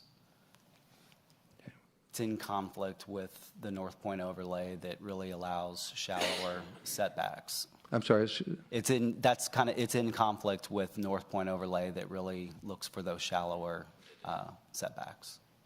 now, this is already or in the North Point overlay, or that's part of the ask? So this is part of the North Point overlay currently. Correct. But Yes. all right. And then I was trying to follow through with the stub-out streets, the requirement that eliminate the block requirements with stub-out streets. What is that variance going to do? So all that would be is if the reason that we have that within the North Point overlay is with developments that would connect. So if there was another property here that would eventually connect in with this, we're trying to create blocks. And so with a stream buffer, you really can't do that crossing a stream. So that's why we were supporting that particular variance. And then the last one I had a question about is the 200 feet between driveways. What's that? Show me how that applies with respect to this and what's not happening. We went ahead and advertised that. The North Point overlay really is not, the standards with respect to driveway separation really didn't address the single-family detached situation here. We really don't have a good zoning, as we've mentioned before, that applies within that overlay. So it's technically they're asking for 200-foot distance between these driveway separations. It's really meant for commercial development where you're creating a new street out and you want to make sure that you have sufficient separation between major streets.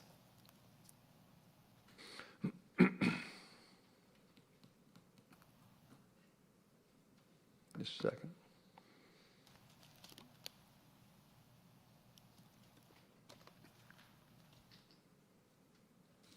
Well, I'm going to yield the floor for right now. Thank you. Mayor Pro Tem Mitchell. I had a question, and I'm not sure if you want to answer this or have Pete or Mr. Graves answer it. Regarding number 29, the right-hand turn lane, developer will work with the city's transportation development to create a right-hand turn lane at the northbound exit of Rock Mill Road. Is that something that you see as a necessity? It's always beneficial to have a right turn lane, but in this case, the level of service is 27 seconds with a right turn lane, or 22 seconds with right turn lane, and the delay would be 27 seconds without the right turn lane. So that was why we gave the recommendation that, if they want to work towards putting one in, we're always good having that extra capacity right there. It helps the flow of traffic, but in this situation, we weren't really concerned about that being a needed improvement for the by the development. So as far as you're concerned, it could be an optional. Correct. And still be well within the traffic concerns. Yes, the overall level of service at that intersection is level of service B, and our level of service standard is would be D. We would consider anything that was D acceptable, and that's up to, I believe it's like 50 seconds of delay, and we're looking at 27 seconds of delay for that approach. On North Point Parkway, the delay is less than 10 seconds. Okay. All right. Thank you. Any other questions for staff from council at this time? Thank you, Mr. Woodman. Would the applicant like to come forward?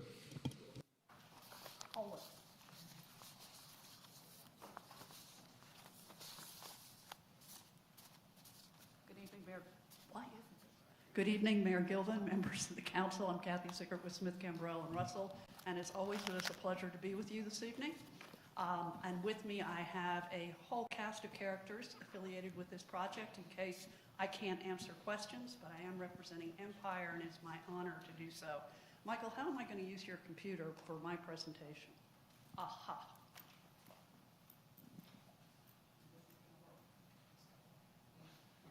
Is it set up? Okay. Michael's done such a good job of presenting, as he always does, that I'm not going to belabor things that he made very clear, but I will go through this briefly, and in an effort to address Mr. Hype's questions as well as Mr. Mitchell's, we'll do that as well. And of course, if any of the rest of you have questions while I'm presenting, please feel free to interrupt and ask, and I'll be happy to try and answer.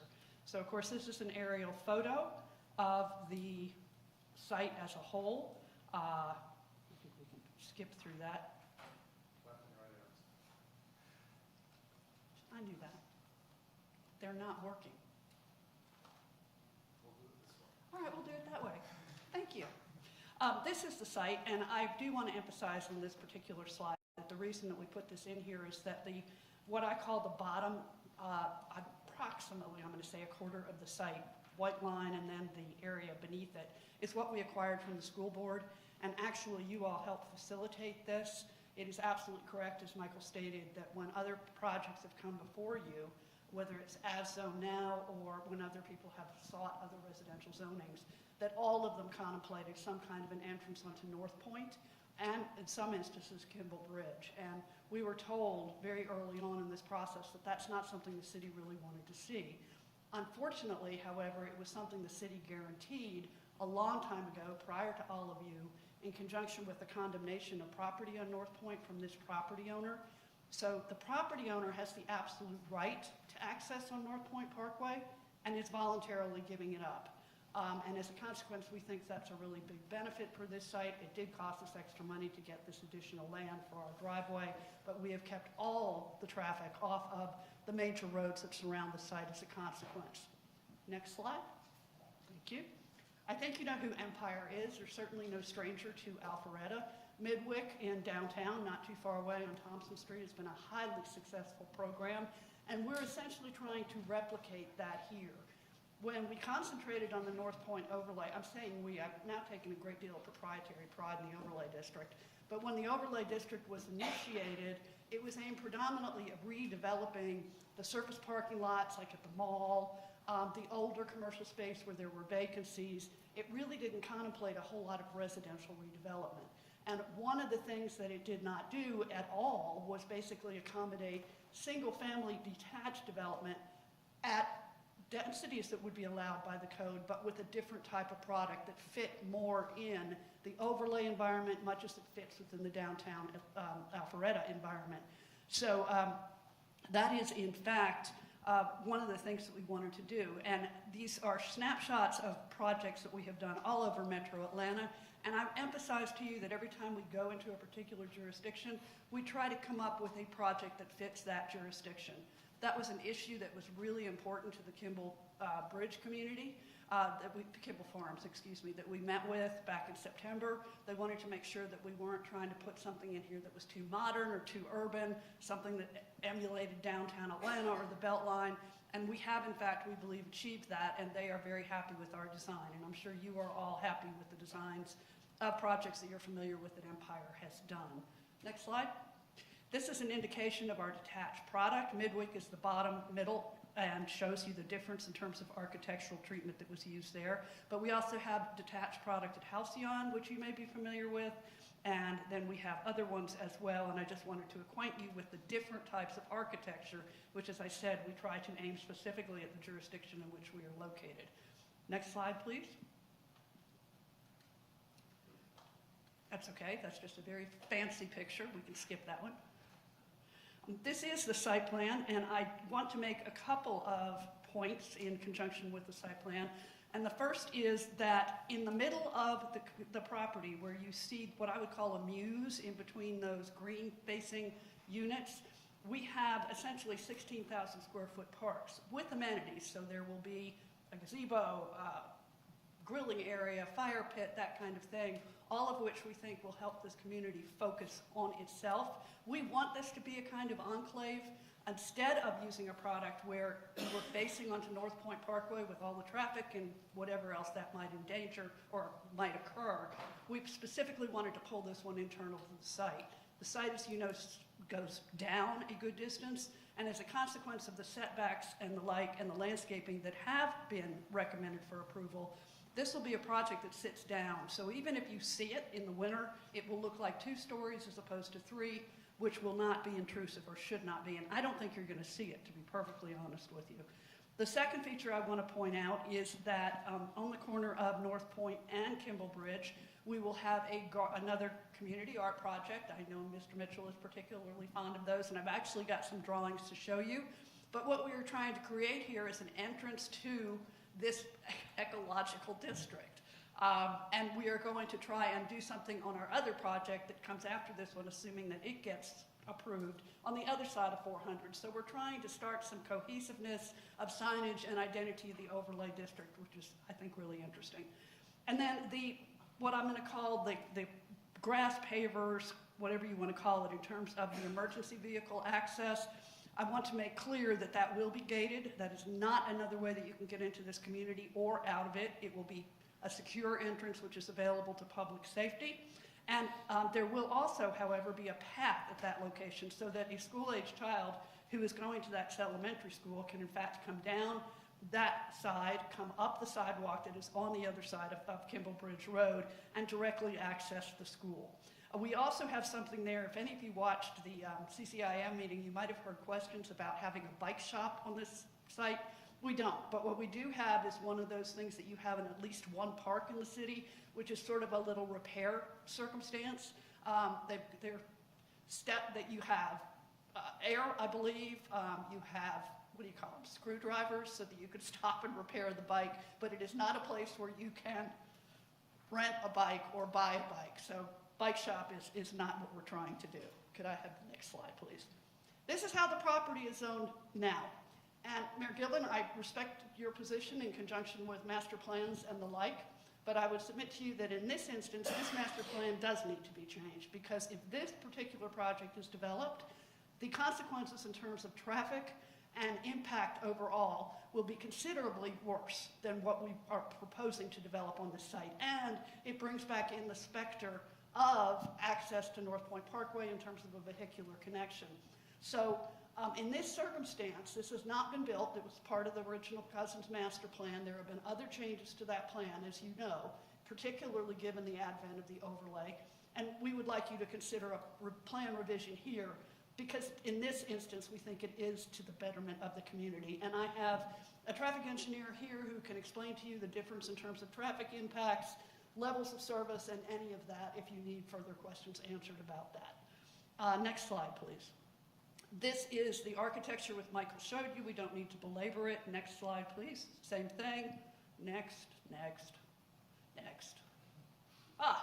This is what we have conceived of as a potential entrance to the eco district in terms of an art piece. Pine cones, we're calling this pine cone community, as well as some kind of identifying feature for the eco district itself, so you know that that's what you are entering. If you don't like pine cones, we have another option, which we will show you now. Please, thank you. This is the eco district alone without, you guys are killing me. This is the eco district alone without the pine cones, and you'll notice that we've drawn it in various heights and various materials, and we are happy to present any one or all of those to the Arts Council so that we will have something that begins that entrance into this community. Next slide, please. This slide indicates to you that there is a substantial portion of this site that is impacted by streams and stream buffers and the like, and we are not going to be disturbing them to any significant degree. If there is any disturbance, of course, we provide the city with what's called a no-rise certificate, which means that after your project is done, an engineer must certify that there has been no net change to the stream buffer, the floodplain, and the like. Next slide, please. This is the same slide that you've already seen. I do want to emphasize, because I think this partly responds to your concern, Mr. Hikes, and that is we're not exactly skimping on civic space or amenity space here. We're not trying to cram too many units on this property, even though we are requesting that 30-foot width. We believe, frankly, that this site would be just as appropriate for a townhome community as would other projects that have been approved already in North Point. That's sort of the only thing that the ordinance does accommodate at this point in time. But in an effort to get away from that, which does not seem to be what the community wants here, we are in fact switching to this type of proposal. Next slide, please. Over the weekend, I received an email from one of the gentlemen who owns one of the office condos, and he included some pictures that seemed to suggest that this was an unsafe condition because people would have to walk in the street. This, so you know where it is Rock Mill Road. It's past our project entrance, and it's before you get into the office buildings that are at the end of that road.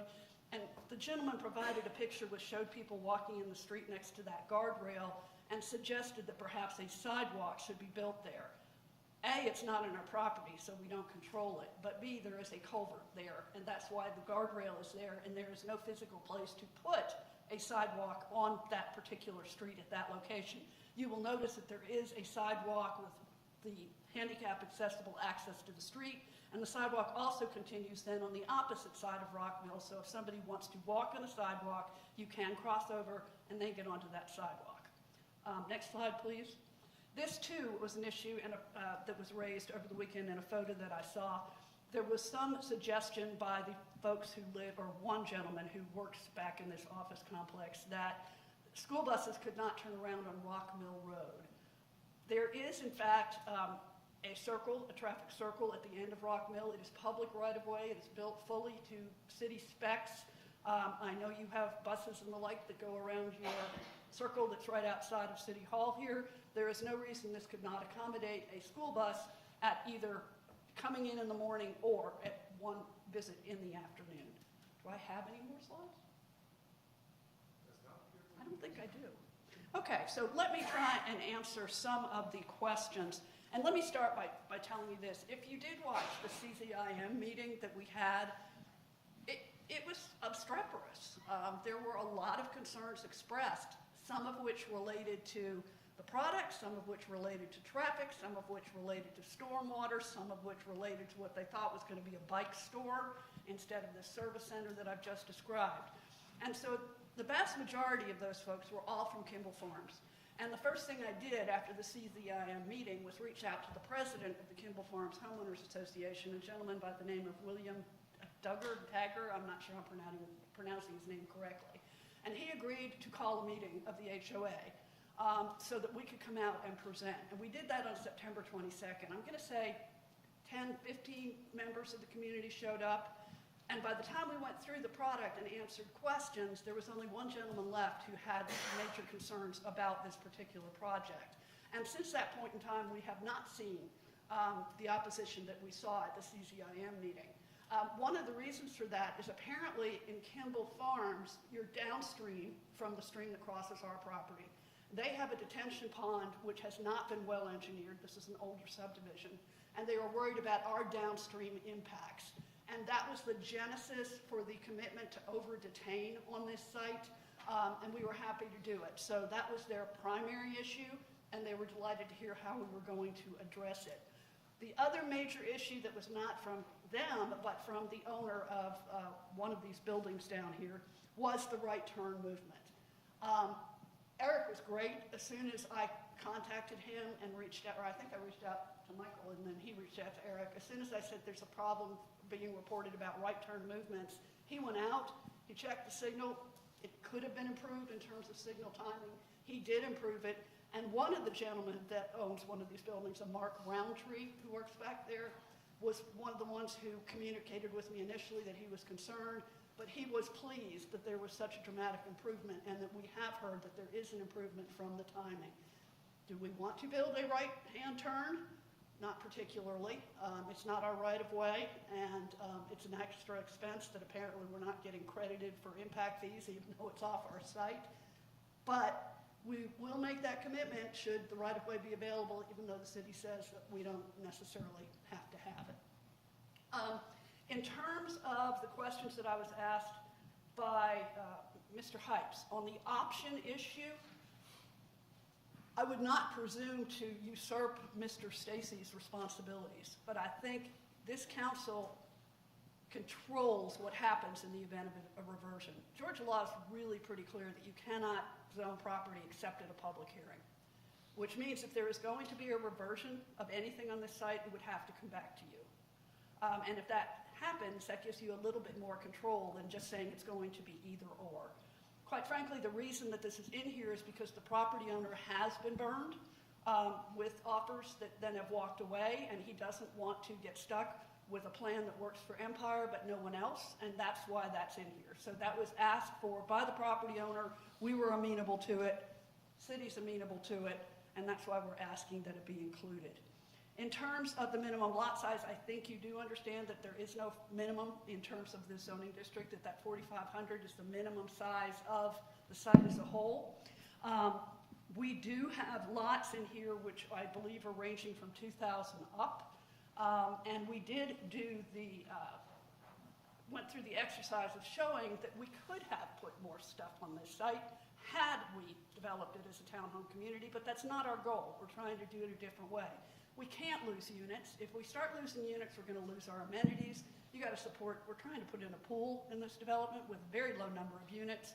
You got to have a sufficient mass of homeowners to be able to support that kind of a commitment.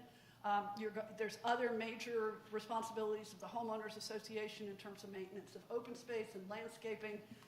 So we really can't drop that density. Believe me, if we could, I would. But I'm unfortunately not in a position to be able to do that. As you heard from Michael, the other issues that I think you had concern about are actually overruled by the North Point overlay. So when there's a conflict between those two, you look at the North Point and not the underlying zoning district, if I'm not mistaken. And the setbacks are completely different, and as are buffers and everything else, but we are fully compliant with the overlay. And I think I already answered your question about the right turn lane, Mr. Mitchell. And Mr. Hypes, if you have anything else, I have every confidence that you will ask me. So Any other questions from council at this time? I see no other questions. Thank you. You done? You're calling anybody else? I'm not calling anybody else. Okay. Ms. Shapiro, do we have any other public comment cards on this item? We do not, sir. But if anyone would like to come forward and speak on this item, now's your chance. Seeing no one, we'll go ahead and close public comment. Do I have a motion from council? Yes, sir, Mr. Mayor, I'd like to make a motion that we approve MP 2107, CLUP 21-04-Z2109, V21-23 KB 400 Partners Empire Communities with these conditional changes. Number one, add the red line area which says, provided the site plan remains substantially the same and the lots may be bigger than shown on that plan. Go down to number 10. Stormwater management facility will have a natural appearance as approved by staff. Would be the only, or green stormwater design techniques. Number 11, privacy fences, unpainted or unstained wood deck shall not be visible from the public right-of-way.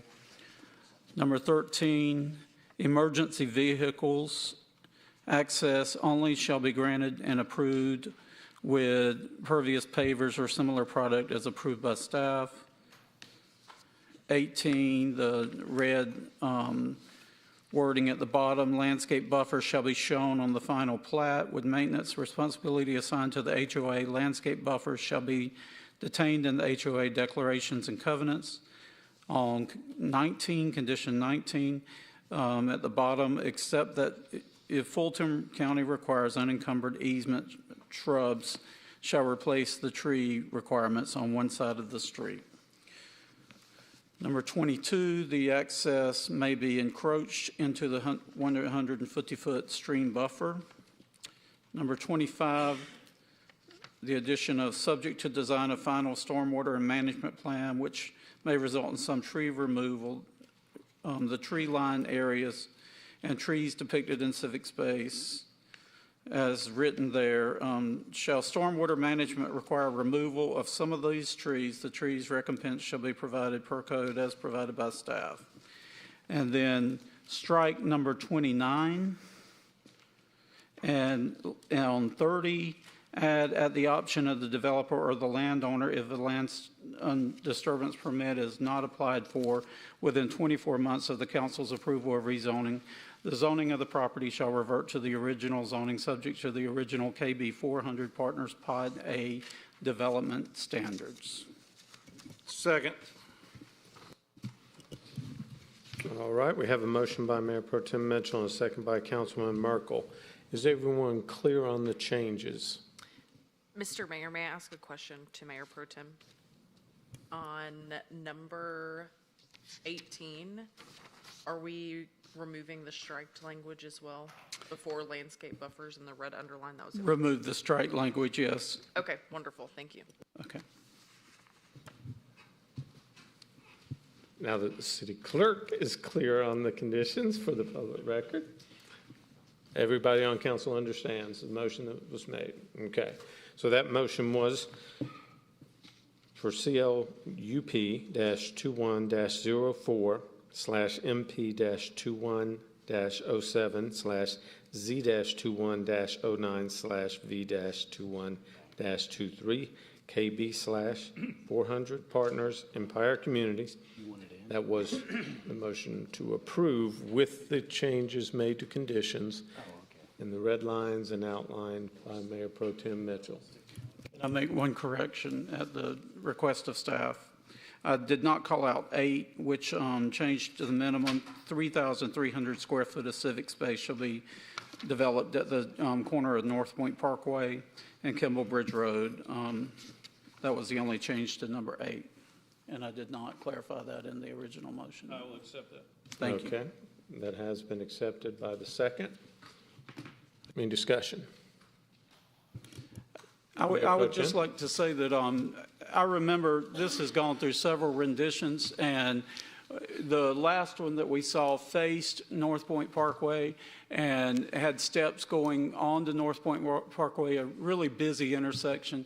I think this development is probably the best. It's kind of a hidden enclave, and I think it would be better to create kind of a community. It's almost like you're surrounded by a wooded area when you're in this community, and I just think the amenities that have been added, the pool, things like that, make it a much better project than what was originally required by the North Point Overlay District. So I appreciate our staff and the developer working together on this to achieve this. So, thank you. Any other discussion? Councilman Hypes? Well, I've struggled with this, not because I don't think it's a worthy and beautiful project, but what I've struggled with is it's a land use plan change, which for me is, we do make those changes and they are appropriate and may very well be appropriate here. It's not lost on me that a month and a half ago we adopted the 2040 land use plan, and it's commercial in the land use plan.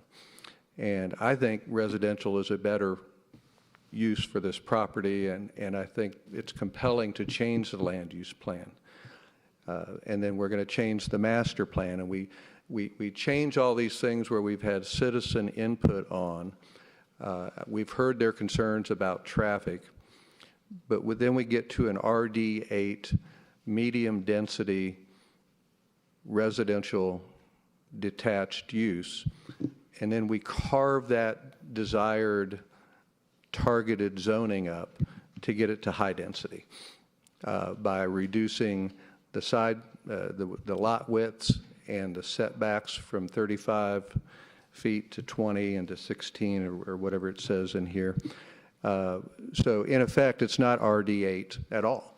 It's a completely different zoning category that we see downtown at East of Main that we are now as a council getting ready to introduce next to Kimball Farms.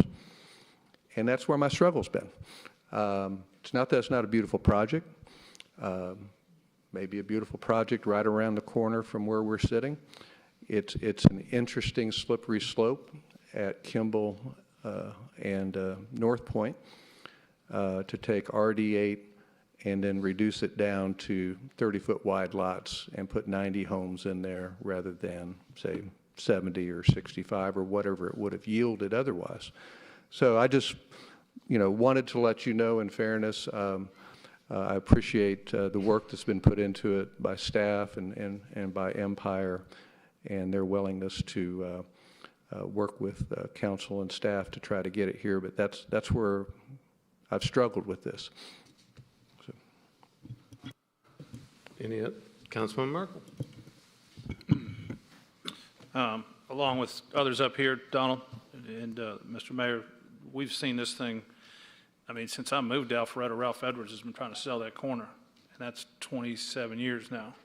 I do know some of the opposition, kind of tongue-in-cheek, say, hey, if we just keep opposing it, we get to keep the beautiful woods up there in the corner. So I do live in that corridor.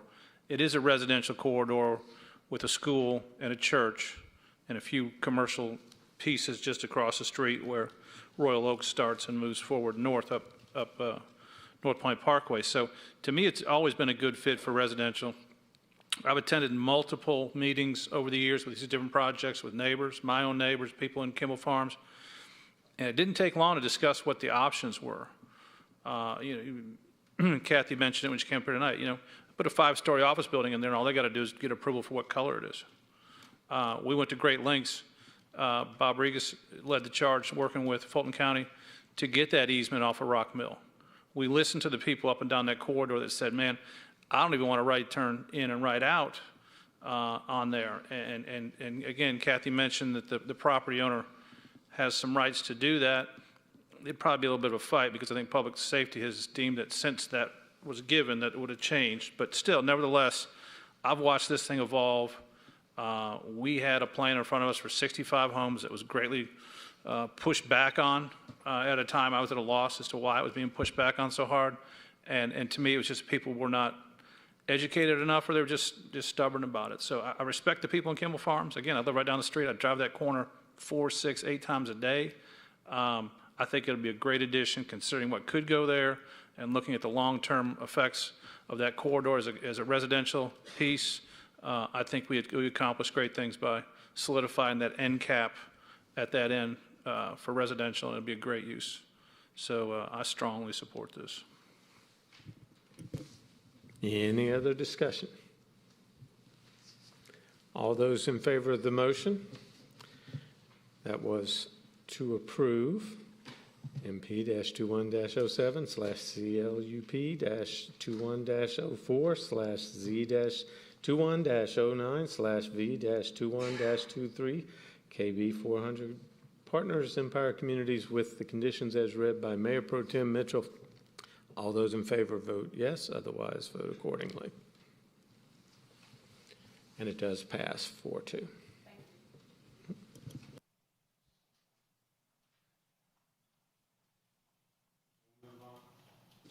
Excuse me, I turned off my mic. We'll move on to the next zoning item under public hearing, and that is Z-21-08/CU-21-11 Mayfair on Main /217 South Main Street. Director Cook? Yes, thank you. Next item is shown to you on the screen, and the applicant, Mayfair on Main, is requesting a rezoning and conditional use to allow for the construction of 13 for-sale single-family detached homes and 11 for-sale townhomes on 2.3 acres in the downtown. A rezoning is requested from C2 to DTMU, downtown mixed use, and a conditional use is requested to increase the residential density from 10 dwelling units per acre to 10.43 dwelling units per acre. Property is located at 217 South Main Street, northwest corner of the new intersection of South Main Street and DeVore Road. And just a reminder what these, the properties currently, actually this is previous, this has been demolished now. So that's actually on the Main Street side.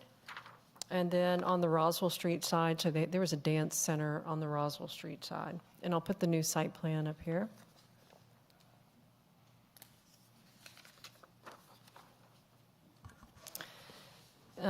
Site plan is shown to you on the screen, and like I stated, the properties were previously developed and used for a strip shopping center and a dance school. Surrounding properties are zoned C2 to the north, west, and south, and DTMU is located to the east. That's the Maxwell development. The Maxwell mixed-use development is located on the east with the new DeVore Road right-of-way that will be located to the south, and that's here, so you can see the new right-of-way.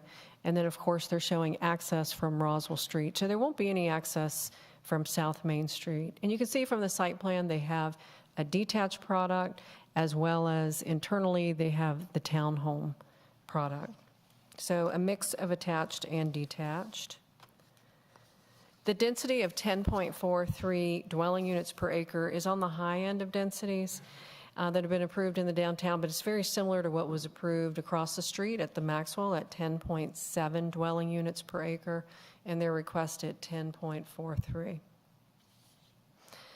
There are 24 three-story dwelling units. 13 of those are the for sale single-family detached, and 11 are the townhome product. All the single-family detached lots meet the 2,500 square foot minimum lot size, and all the townhome units are nearly double the 900 square foot minimum lot size. So first floor, almost 1,700 square feet. So those are large units. They are showing a 10-foot setback along Roswell Street and DeVore Road, and a 15-foot setback is provided along South Main Street because, of course, that's your busier roadway. A 10-foot sidewalk is depicted along South Main Street, and they also have an 8-foot sidewalk that's along DeVore Road as well as Roswell Street.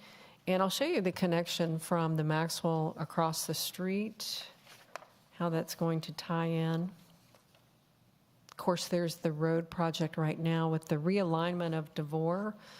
Maxwell's located here. We actually have the Alpha Loop, which goes along the Maxwell, and that can be carried across the front on Main Street, and then an 8-foot sidewalk that would be located along the DeVore. And this plan doesn't show the entire property that they have. This was the first site plan rendering. So, of course, the site plan that's before you this evening actually includes this piece here, the remnant piece. And then, of course, Wills Park, and it's our hope in the future to be able to have the trail connection into Wills Park. The setbacks are consistent with the DTMU, and the project is consistent with the future land use plan, as well as the downtown plan. They do meet the required amenity space. They have about 41% amenity space, and they're required to have 10.43 to match the density that they have proposed. And you can see the way that they're meeting the amenity space is with this area here of open space. And there's also a large tree save along Roswell Street, which our arborist has found to be a tree in very good condition, so that's a good tree save. They did submit renderings for the project, which will be required to go to the design review board if it's approved, and I'll show you what that detached product looks like along the front.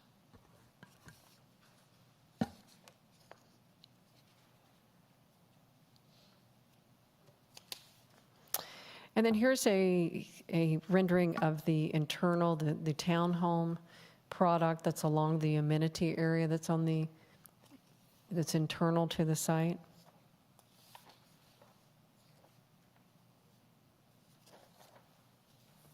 And then just a close-up of what that looks like along the frontage.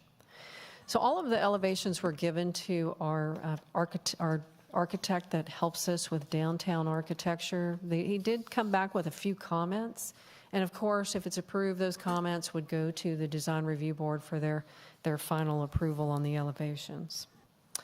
The applicant did provide a trip generation report, which estimates that the 24-lot single-family detached subdivision would generate 18 a.m. peak hour trips and 24 p.m. peak hour trips.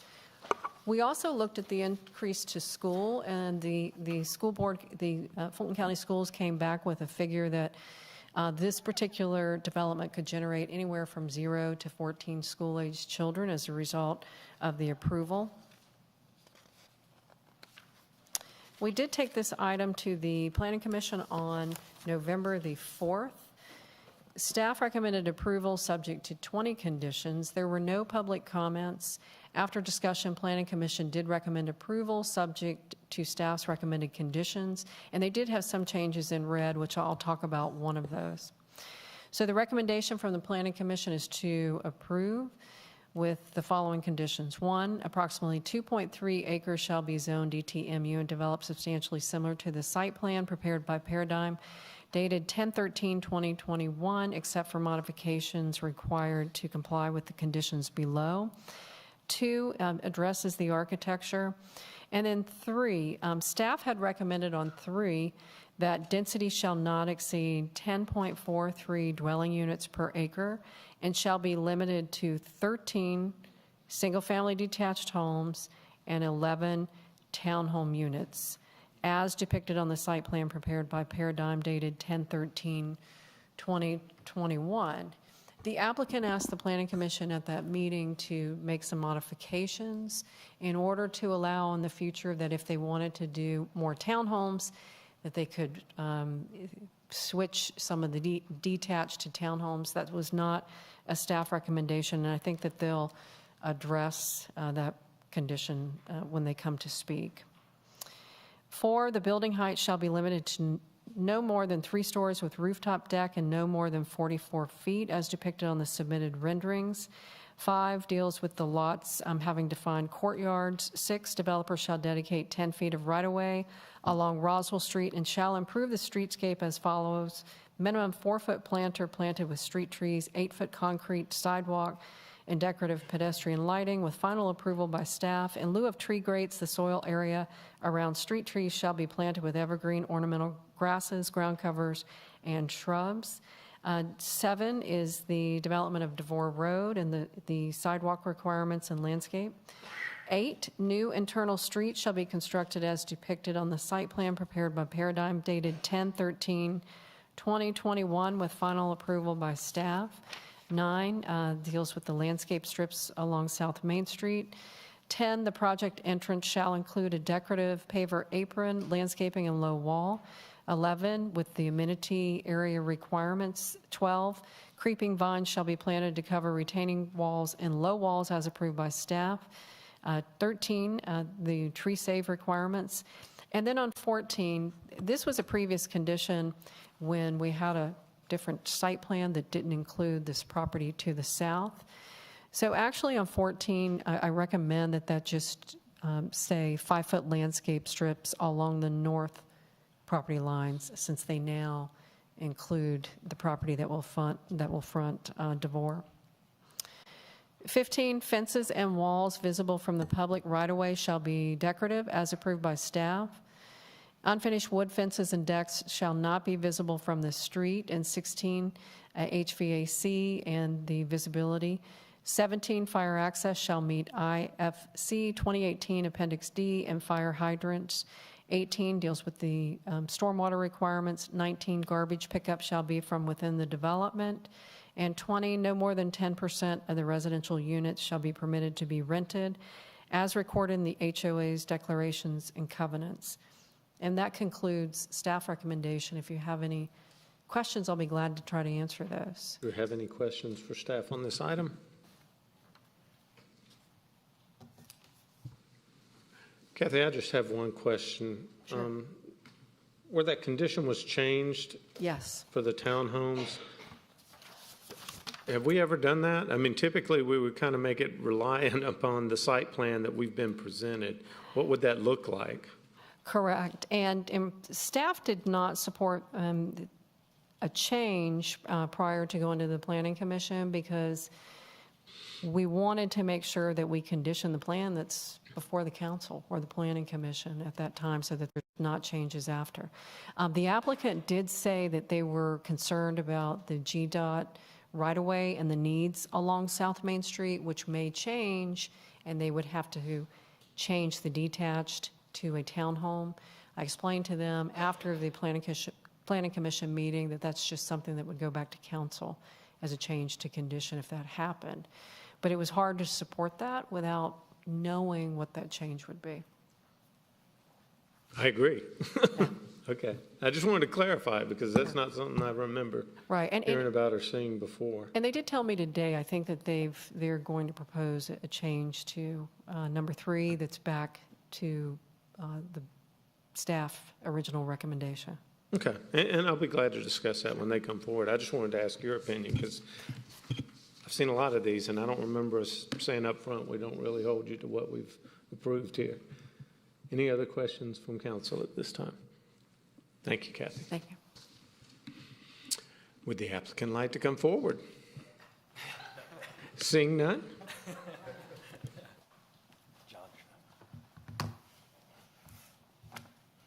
Good evening, Mayor, Council.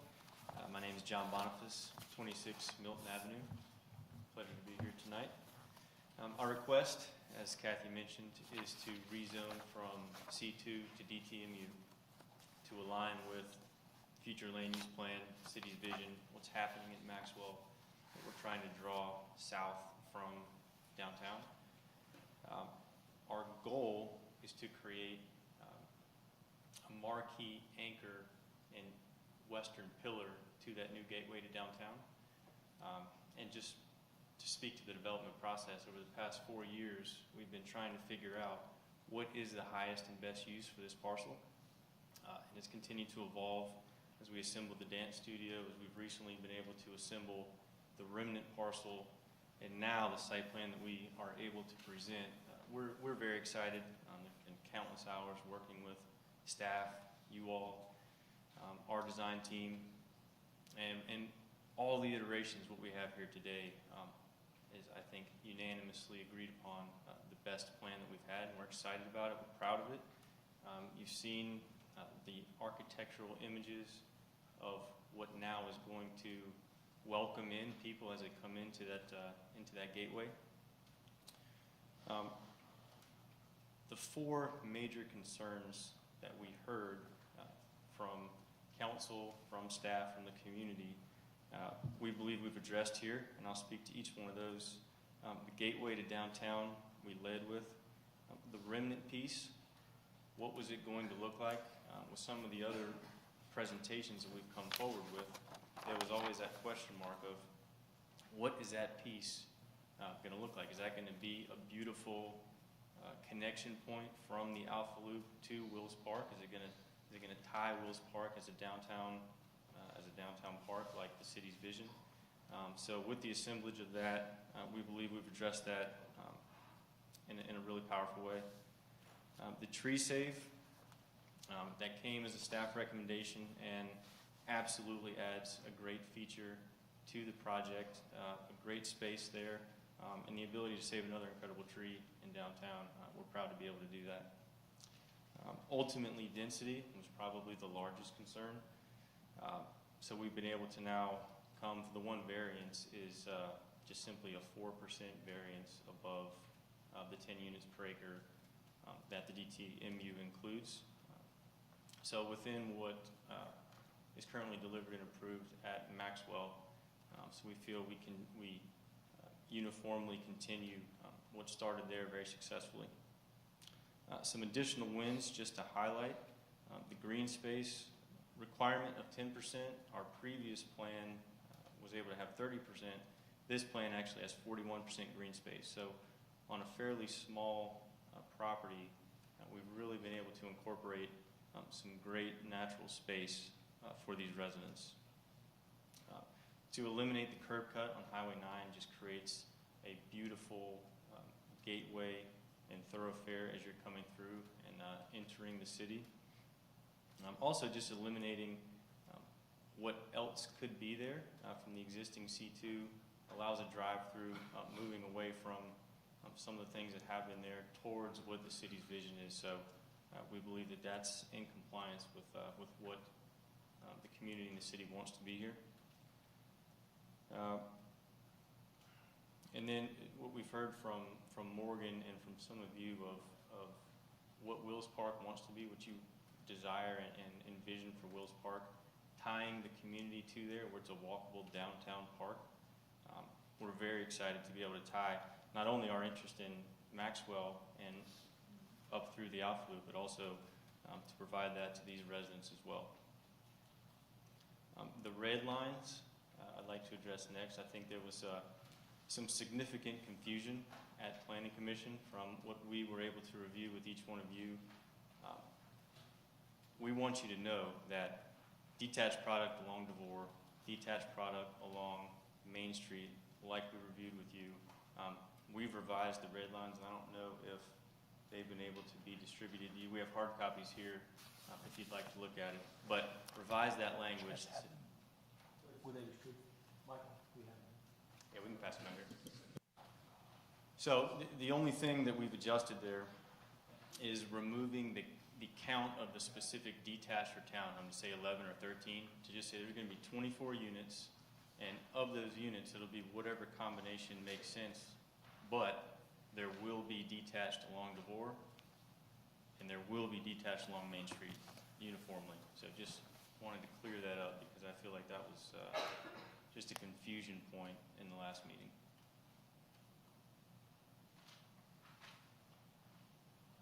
And there are only two other red lines. Other than that, we're in agreement with both as redlined and approved at commission. John, do you want to address the number of units real quick? 24 relative to 13 and 11? I did. Okay. But just to clarify, so total unit count, 24, as shown on the site plan. And the only thing is eliminating the specificity of 11 and 13 relative to attached and detached, to allow for however many need to be along Main Street, however many need to be along Devore, but they will be detached. And internally, those can be, if we can figure out a way to make them detached, we will. If there need to be more attached and we can figure that out, then we can work that out with staff, and that's what the proposed language allows for. So just because I know you're trying to clarify and I'm more confused than I was before, I apologize. let's try another swing at that one. Okay. So you're not wanting to commit to this site plan, is that correct? We're 100% committing to the site plan. Okay, so what is the flexibility you're gaining by this verbiage? So the only caveat is as we work with GDOT on what their construction easements are, and it's a matter of inches. With this tight development on this piece of property, there are very small margins of error. So if it forces us to push and pull some lines to accommodate GDOT's ultimate easements, then we just want the ability to work with staff to adjust if we need to adjust units back. They'll always front Devore. They'll always front Main Street. If something has to happen internally to make up for the final lines of GDOT, whether it's moving a couple inches one way or the other way, we're just asking for the flexibility to work with staff through those circumstances. So there will be 7 single-family detached on Devore Road, and there will be 6 single-family detached on South Main Street. It's just a matter of where? It's just a matter of if, say there ultimately ends up being 6 instead of 7 on Devore, or there ends up being 5 instead of 6 on Main Street, or 8 on Devore and 5 on Main Street. If we have to adjust how many there are, it's going to look like this. But if we need to push and pull a unit from from DeVore to Main or Main to DeVore, that's what we would work through with staff. Okay. Does that make sense? It makes sense to you. I'm just telling you that that's not something I'm going to buy into, because that's not a precedent I want to set. All right, well, if you But, want to eliminate that, we can say this site plan. Like I said, I mean, staff option, typically if something like that were to happen, extraordinary circumstances, GDOT forces you into redesigning, then we'd have another look at it. I'm not sure I'm willing personally to turn that decision over to staff. Nothing against staff. Sure. But we're held responsible for whatever comes out of it. Understood. So that's something I'm not personally willing to do. But I don't want to belabor the point. I just want to make sure I understood what you were talking about and why you needed that flexibility. We're prepared to accept that. That's fine. Like I said, we're not trying to hurt you. We just want to make sure that when it comes out of the ground, it's like what we saw when we voted on it, because we're held accountable for that too. Or, Is this on here? or we could table it for you and bring it back when you find out. My understanding is most everybody up and down there's got a very good idea, if not an exact idea, what Georgia DOT is doing. So what is the holdup that you guys don't have confirmation on? We're not, Dan, Mr. Merkel, we're perfectly fine, as John just articulated. We're attempting to do something, you're right, that sounds atypical, so that's our apology. What we're looking at right now is site plan as presented is what's being presented for approval. And what we're hearing from you from a process side is that in the event that there is a unit that ends up going down because of something that may happen with GDOT, we simply have to come back in front of council for a site plan amendment. I believe that's what I'm hearing. And so from that, very simply put, as presented on the site plan, that's what we're looking for approval today. No changes. As it relates to item number 3, 13 detached and 11 townhomes will suffice. We're clear on that, staff? Y'all okay with that? So it goes back to staff's original language of recommendation? Yes. Okay. It All right. does. Yes, sir. Okay, just want to make sure we're all on page. Yeah, and it's been a complicated process. Thank you for your No, I understanding. know. Thank you, sir. And Yep. You've done a great job of going through several iterations, and this is certainly the nicest one I've seen so far. Yeah, thank you. So please continue if you have anything else. That's it. Welcome any questions that you Yeah. have. I have just one other question, because I noticed it this morning when I was going back over all this. I'm just curious, when you see this large tree that's saved, and there's a townhome under that footprint, how do you build a 3-story townhome under the branches of that tree? We just go right through it. No, I'm kidding. I'm curious. We'll be working with staff and the builder, et cetera, to figuring those pieces out. There's a percentage that you can trim the tree and encroach into the tree critical root zone. Yeah. That it still can maintain its health. And we'll work with. Fair enough. That answers my question. Like I said, I know it's not going to fit under those branches. That's right. Okay. That's right. Thank you. Any other questions from council? Thank you, gentlemen. All right, thank It's you. great. Thanks, you guys. Ms. Shapiro, do we have any public comment cards on this item? We do not, sir. But if anyone would like to come forward and speak on this item, now's your chance. Seeing no one, we'll close public comment. Do I have a motion from council? Yes, sir, Mr. Mayor. I'd like to make a motion that we approve Z21-08/CU-21-11 Mayfair on Main /217 South Main Street as presented by the staff's original conditions. And Second. I have a motion by Mayor Pro Tem Mitchell and second by Councilman Merkel, and that was to approve Z-21-08/CU-21-11 Mayfair on Main /217 South Main Street, as with the conditions as outlined by staff in the original conditions. Everybody clear on that motion? Councilman Heights, comment? Yeah, during discussion, I want to compliment Mayfair and staff. In my time up here on council, from the original iteration to this particular one, I just think this is such a better project. And it's in my backyard where, where I hang my hat every day and work. And I think your end product is great and so far superior to where it was originally. And I think that was a result of a lot of hard work on y'all's part and Planning Commission and staff. And I just wanted to commend you on that.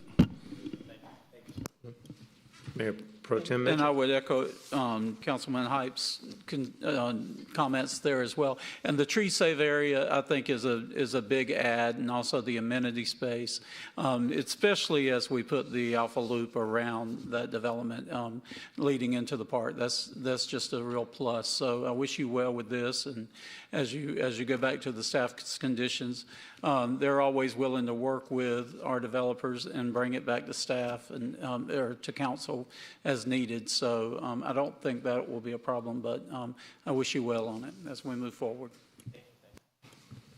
Any other discussion?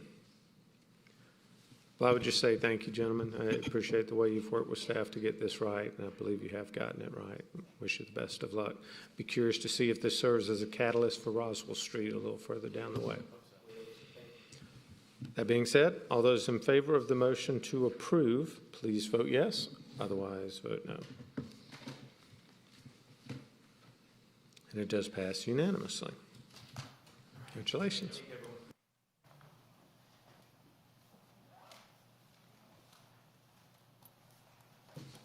I hate to do this, but let's take a quick break so I can stand up for a few minutes. We'll be back in like 5 minutes.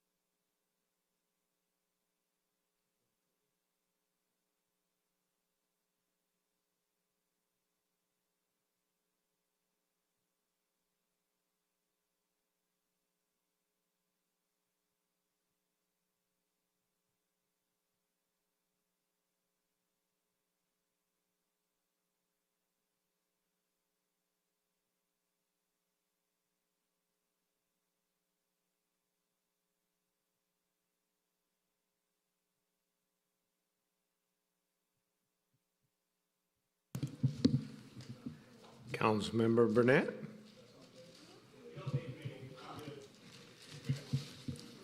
So the next item up on our agenda will be MP-21-09/CLUP-21-05/V-21-25, Cousins Westside Pod A/Empire Communities.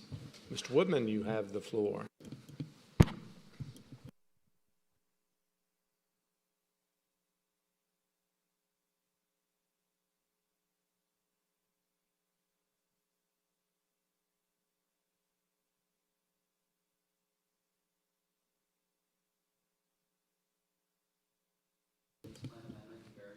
I don't think your mic's on.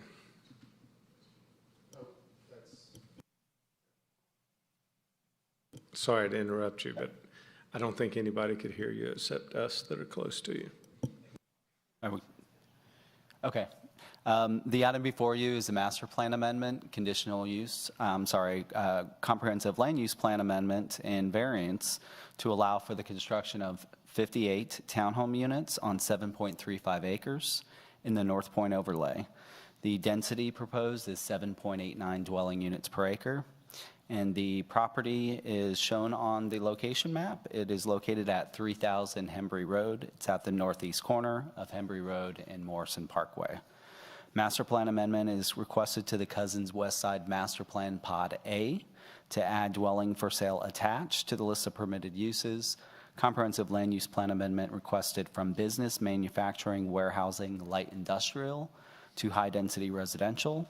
And variances are requested to modify the North Point overlay site design and streetscape standards, amend block requirements, and modify landscape strip requirements along the new internal street. Property is undeveloped, has road frontage on two sides, and it does have an unusual shape. There's a city-owned property that was previously used as a wetland mitigation bank. And then a portion of the property right here where it kind of looks like a footprint there, that previously was graded in conjunction with the Next Gen West Side project. That project was never developed, so that was during the downturn in the economy and it never went through. It was an office development. Surrounding properties are zoned community unit plan and light industrial to the west, community unit plan to the south, office institutional to the east, and City of Roswell is located to the north of the site. Non-residential uses are surrounding the property, including a gas station, U-Haul rental, undeveloped commercial property. That's the property right across the street that you recently saw with the proposed liquor store, and then the FedEx shipping center to the east and an office park to the south. Master plan was approved in 2003. It's 219 acres allowed for a mixed-use development. Office, commercial, residential uses allowed within that development. This particular Pod A, was approved for office and neighborhood commercial uses. We've acknowledged that the master plan is not developed as originally intended. It's mainly developed primarily as residential. The applicant is listing the unusual shape of the property, the fact that it's a corner lot with two road frontages, as well as the presence of floodplain and stream buffer and topography is justification for the requested variances. This is the applicant's site plan. Again, 58 townhome units. Access is from Hembry Road.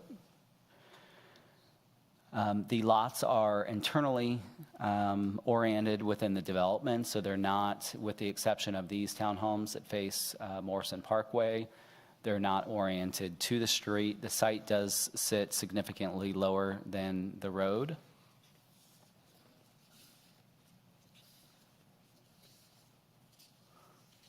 At least I thought I had something showing that.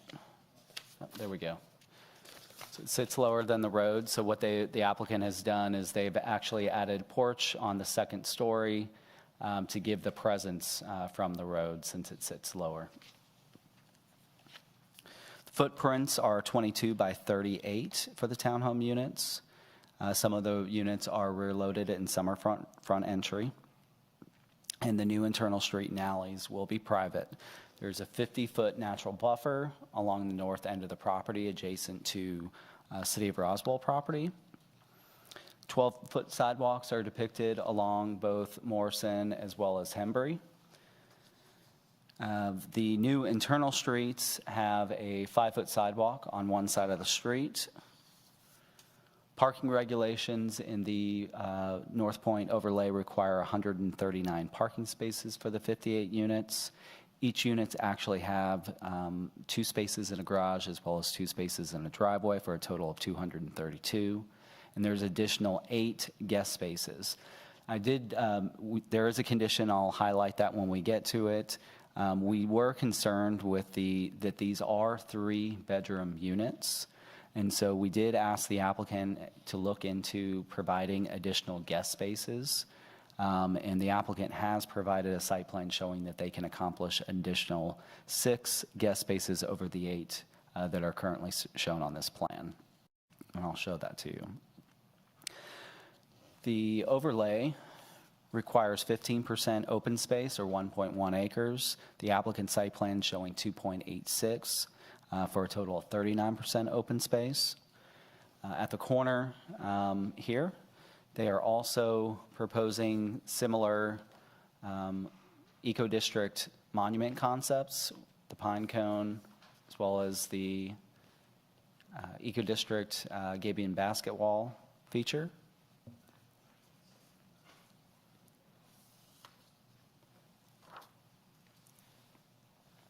Stormwater management facility is shielded from the road, so it's not been placed up by the road. It's actually hidden back behind this row of townhomes here. These are the elevations. Both a front-loaded as well as a rear-loaded elevation is provided by the applicant.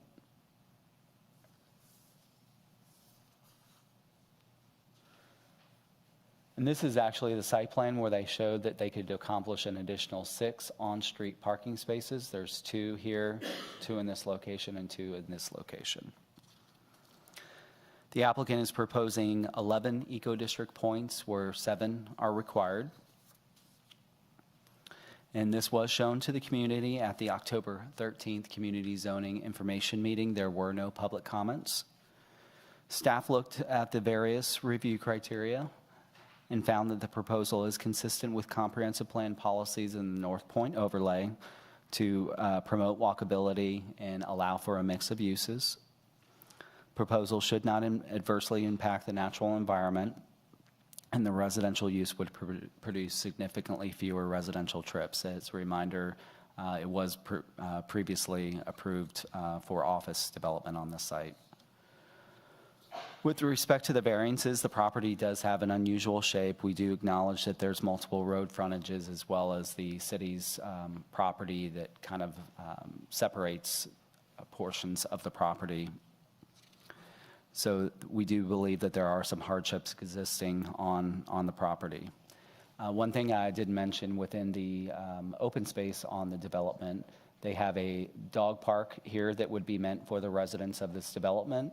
But there's actually a trail system that would be within the civic space, so open to the public.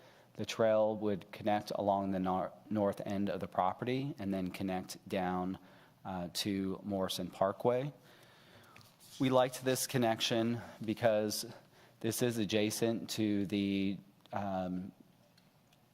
Georgia Power easement that leads into the Mix or Morrison Park property further to the east. And there is an Alpha Loop connection that goes through that property. So there's a potential for connecting that new trail system over through the trails within that Georgia Power easement. Planning Commission considered the item on November 4th.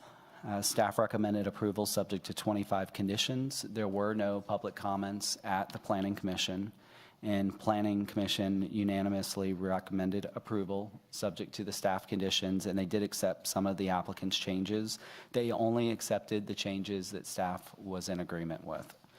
And those conditions are, condition 1 is the site plan specific condition, tying it to the site plan prepared by PEC dated October 11th, 21. Condition 2 would change the comprehensive land use plan designation of the property to high-density residential. Condition 3 adds dwelling for sale attached to the list of permitted uses in Cousins West Side Master Plan Pot A, with a maximum density of 7.89 dwelling units per acre. Condition 4 addresses the maximum building setback. So in the North Point overlay, we actually have minimum as well as maximum setbacks. So it addresses the maximum setbacks. We're comfortable with the larger maximum setbacks along Hembury and Morrison.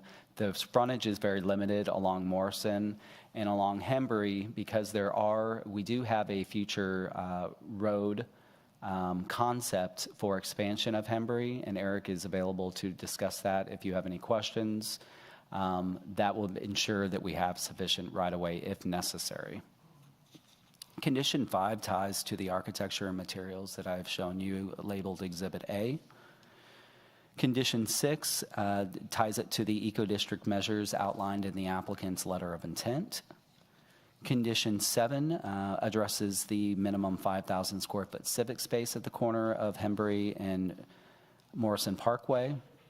Condition 8 ties to the open space as depicted on the site plan. Condition 9 addresses the stormwater management facility in the amenity area to have a natural appearance there. Condition 10 requires that privacy fences and wood decks be unpainted, shall not be visible from the road if they're unpainted or unstained. Condition 11 requires that the townhome units have connectivity to the public sidewalk system. Condition 12, required units 1 through 4, those are these units right here, requires that they have the minimum 18-foot long driveway. On an earlier site plan, there was a sidewalk that cut across the already driveways that were shown at 18 feet. That actually would reduce that. The applicant has since updated the site plan to address that. Condition 13 deals with the streetscape of the new internal street and specifically calls out the 8-foot for the parallel parking on one side of the street. So that accommodates the 6 additional guest parking spaces. Condition 14 requires that the alleys and driveways be screened from Hembury Road where they terminate here. Condition 15, where appropriate, 5-foot side and rear setbacks along the north and east property lines and around the city-owned parcel shall include the required 5-foot landscape strip. Condition 16 addresses the 50-foot natural buffer along the north end of the property. There was a change that was accepted and staff was okay with by the Planning Commission to add an additional sentence at the end of that.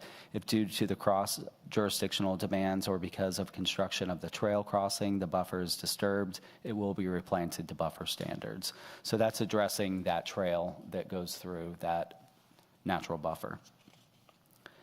Condition 17 talks about that, discusses the 6-foot pervious trail that would be constructed through the natural buffer and ties it to the site plan before you.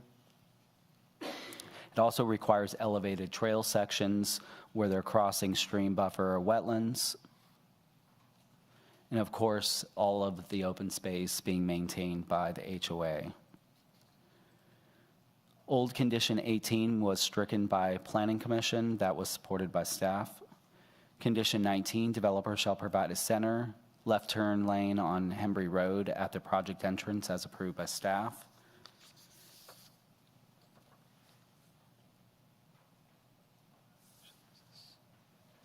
I believe this exhibit shows that, and Eric, correct me if I'm wrong, I believe that this addresses this condition.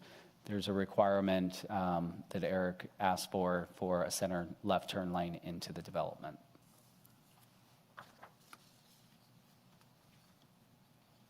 Condition 20, project entrance shall have a divided median planted with decorative landscape. The applicant has added that divided median into the site plan. Condition 21 requires removal of exotic and invasive trees and shrubs within the stream buffers. Condition 22 indicates elevation certificates shall be required for townhomes adjacent to the floodplain. 23, stormwater pond wall shall not be within the sanitary sewer easement, and sewer pipe shall not encroach into the pond wall. And that was reviewed by our stormwater engineer. I think that was just a typo in the initial condition. Condition 24 specifies the trees shown on, there's 5 specimen trees shown on the applicant's site plan that can be saved. And then condition number 25 states that no more than 10% of the residential units be rented as recorded in the HOA declaration and covenants. And that concludes the presentation. If you have any questions, I'm happy to answer those. Any questions for staff on this item? One question, Michael, on the condition about the invasive species. I understand the intent behind that, but since the city owns that property that bisects their property, if we're not going to do the same on our property, it's just going to reestablish itself. So we might want to rethink the wisdom in that. Just a thought. Sure. Any other questions for staff? Thank you, sir. Would the applicant like to come forward?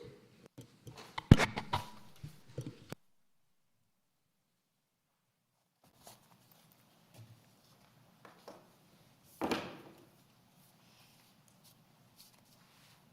have a double header tonight, and it is getting late, and I don't think you necessarily want to hear my rhetoric, and he did an excellent job. Thank you, Mr. Merkel, so vehemently agreeing with me.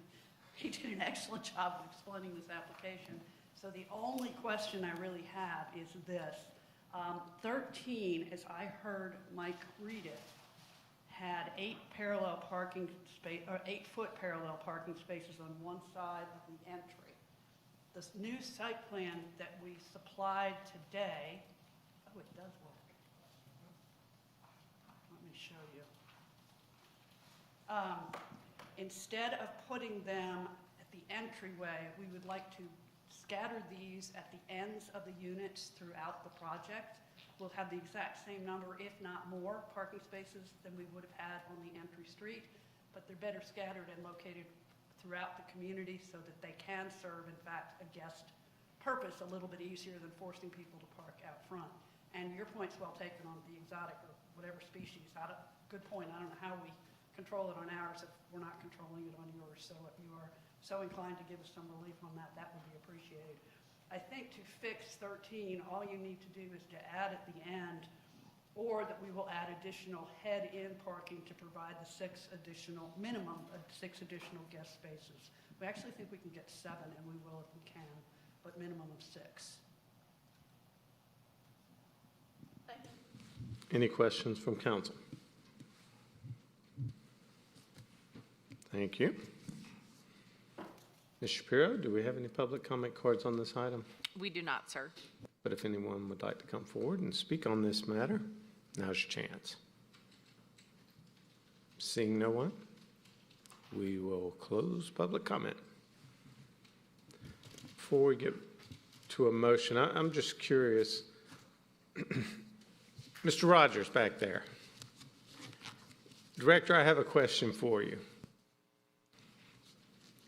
I'm assuming you're responsible for that property that bisects this development. Is that the case? I really don't know the answer to that. Currently, I'm not responsible for it. Well, it's wetlands, so I don't think you really have to maintain it too much. But Mr. Regas, can you give me any clarity on that one?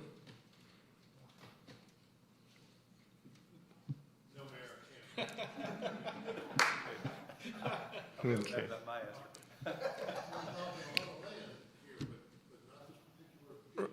Director Rogers, I'm just curious. I mean, I'm kind of a practical person many times, not always, but what is your opinion of that property? If it's covered in privet and they remove all the privet and all of the other invasive species around it, are we really accomplishing anything?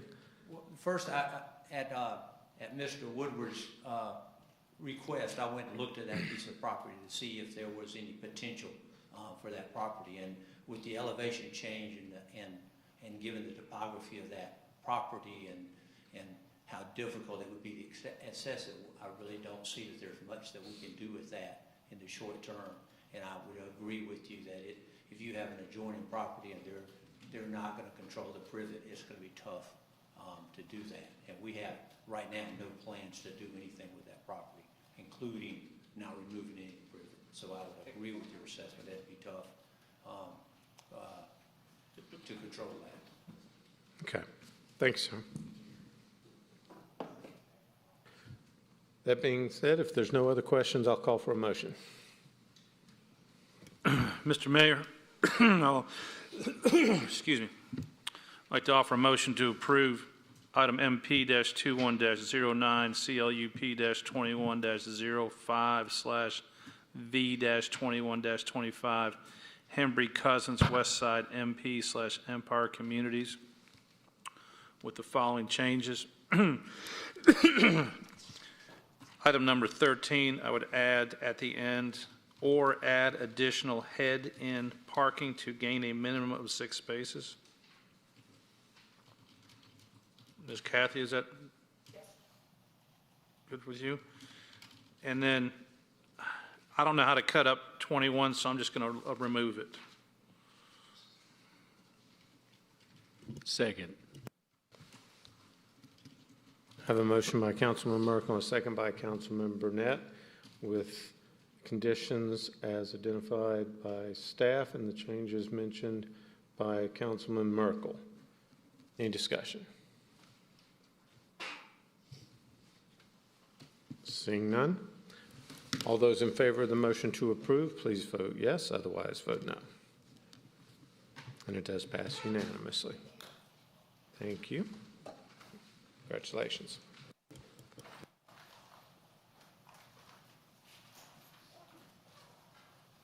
Final public hearing item will be PH-21-18, Code of City of Alpharetta Text Amendments, Distance Requirements, and Ancillary Tasting. Director Cook? Yes. You have the floor. The last public hearing item before you is PH 2118, and this is a few changes to the alcohol ordinance, and this is something that we talked about, I think it was in September at a workshop, and then we put the ordinance together, the ordinance changes, and went to the Planning Commission and are here for your review tonight. So of course there'll be an ordinance with this, and the first change that we're proposing is to add a definition for craft beer. And this isn't because we've heard from anybody that has the desire to have a craft beer shop. It's just something that we found was not in the current alcohol ordinance, so we want to add that definition of craft beer. The other item that we're proposing to make a change in the ordinance is for the distance requirements from other retail package stores. And you may remember it was a couple of months ago, it actually came up that there's state regulations that require a minimum of 1,500 feet to have that distance from other retail package stores.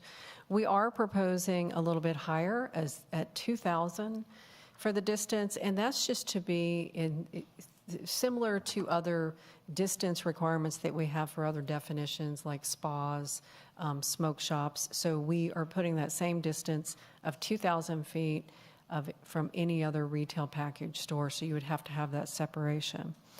We're also proposing a change that the distance requirements required from parks, that those aren't required from the Alpha Loop as well as the Greenway. And a lot of this is because, of course, it's going to go through some pretty dense areas that have restaurants, and so we didn't want that to be an issue.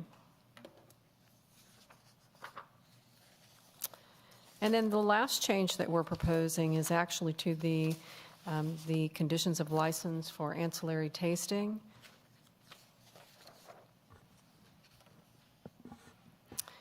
So the requirements would add that the holder of a packaged wine or craft beer license, changes that would include that they're allowed to have 2 flights or a total of 16 ounces if you look at number 3.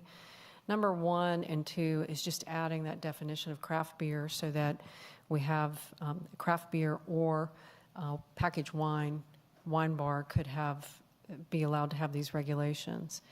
And if you look at 3, again, that's the biggest change because it's going from 8 ounces to 2 flights or a total of 16. And you may remember that we did some research and we actually found that Roswell didn't have a cap on how much alcohol you can have for the tastings. And we did find that some cities had 8 ounces, but others did not have a maximum. So those are the changes. And if you have any questions, I'll be glad to try to answer those. We did go to the Planning Commission on the 4th, and we didn't have anybody that spoke in favor or against that, and they did recommend unanimously to approve the changes. Councilman Hypes. Section 4.347, Part 3, 2 flights or a total of 16 ounces. What's in a flight? Well, the flight usually has 8 ounces. So usually one flight is 8 ounces. But Is that a term of art? For those of us who don't, I take flights, I don't drink flights. Well, and that's a good question because we did a total of 16 ounces in case there is, it could be that there's a flight that's 4 or 6 ounces. But the point of this was that if somebody had a tasting and they actually wanted to purchase an 8-ounce glass, that's within that 16-ounce limitation. So it could be that it's just a glass purchase of wine after they have a tasting. Okay, I don't want to belabor the point. To me, it's clear you can't serve more than 16 ounces in a calendar day. But if it's the lesser of 2 flights or 16 ounces, I don't know what a flight is. So you just want it to be clear that it's a maximum of 16 ounces. I would understand, if I was a proprietor, I would understand what my limitations are. Maybe they all understand what 2 flights are. I don't know. So I don't know what I'm voting on for 2 flights. Right, so it should be a maximum of 16.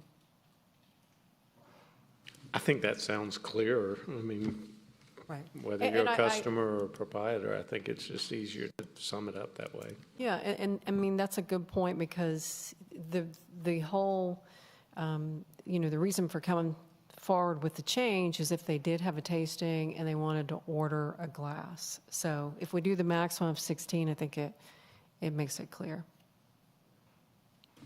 I have just one question. Sure. So this 6 million barrels of beer or less definition of craft beer, is that from some federal guideline or something? We actually took that from other surrounding alcohol ordinances. So that's something that we just copied from other ordinances after Okay, I was just curious whether y'all pulled that out of thin air or there was some. No, and it was funny because after we pulled about 4 ordinances, everybody had that same. So it's possible that it came from another. I think it's an industry thing, Jim, where it's an industry thing where to classify them in the brewing industry, we're trying to keep Budweiser out. Oh, I understand. I was just curious. Where it came from? I figured the federal government had a hand in it some way. Councilman Burnett? Kathy, on section 416 under distance requirements, are you comfortable with just keeping it chapel and then crossing out of a mortuary or other place? That seems aggressive to people who are no longer with us. On number 3. It's in your distance requirements. Right, and I wasn't proposing any changes to 3, but we could certainly add that in if you want to add that in. I would like to take it out. You've lost right, me. Where but are we? you mean to keep the church, Oh. but to remove Oh, okay. Yeah, mortuary. I don't want to discriminate against an industry. Thank you. Any other questions from council? Thank you, Ms. Cook. Thank you. Ms. Shapiro, do we have any public comment cards on this item? We do not, sir. The public has left us. Seeing no public comments coming forward, we'll close public comment. Do I have a motion from council? Yes, sir, Mr. Mayor. We need to read the ordinance, Mr. Mayor. Mr. Mayor, I'd like to point out we need a resolution to be read first. You just have to slow us down. don't you, Mike? I can't help myself. An ordinance to amend Chapter 4 of the Code of Ordinances of the City of Alpharetta, Georgia, to add a definition for craft beer, to add distance requirements for retail package store, to amend conditions of license issuance related to ancillary wine tasting license, to repeal conflicting ordinances, and for other purposes. Thank you, sir. Seeing there's still no public, there'll be no further public comment opportunities. Do we have a motion from council? Yes, sir, Mr. Mayor. At this time, I'd like to go ahead and make the motion to approve PH-21-18, the Code of City of Alpharetta, text amendment, distance requirements, and ancillary tasting as presented this evening. Second. Have a motion by Councilman Merkel and a second by Mayor Pro Tem Mitchell. That was to approve the Code of the City of Alpharetta text amendments, distance requirements, and ancillary tasting as outlined by Director Kathy Cook and the changes that she outlined as well. Any discussion? All those in favor of the motion, please vote yes. Otherwise, vote accordingly.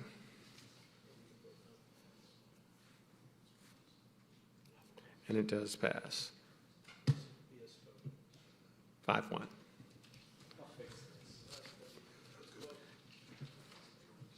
You sure?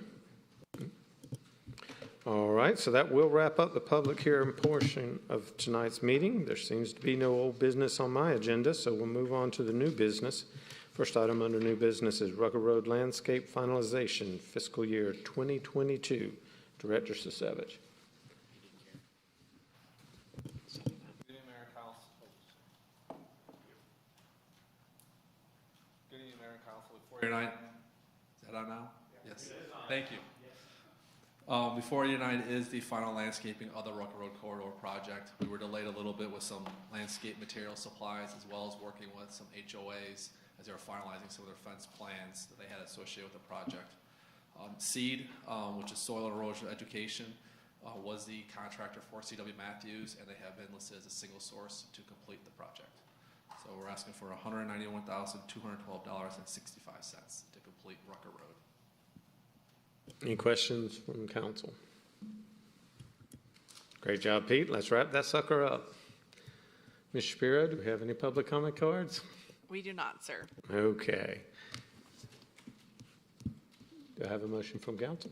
Yes, sir, Mr. Mayor. I'd like to make a motion that we please award the Rucker Road Landscape finalization to Soil Erosion and Education LLC for an amount not to exceed $191,212.65 for the purchase, installation, and watering of additional landscape along Rucker Road, and authorize the mayor to execute all necessary documents. Great. I have a motion by Mayor Pro Tem Mitchell and a second by Councilman Merkel. And that was to approve the award of Rucker Road Landscape Finalization and Soil Erosion Education LLC for an amount not to exceed $191,212.65. Any discussion?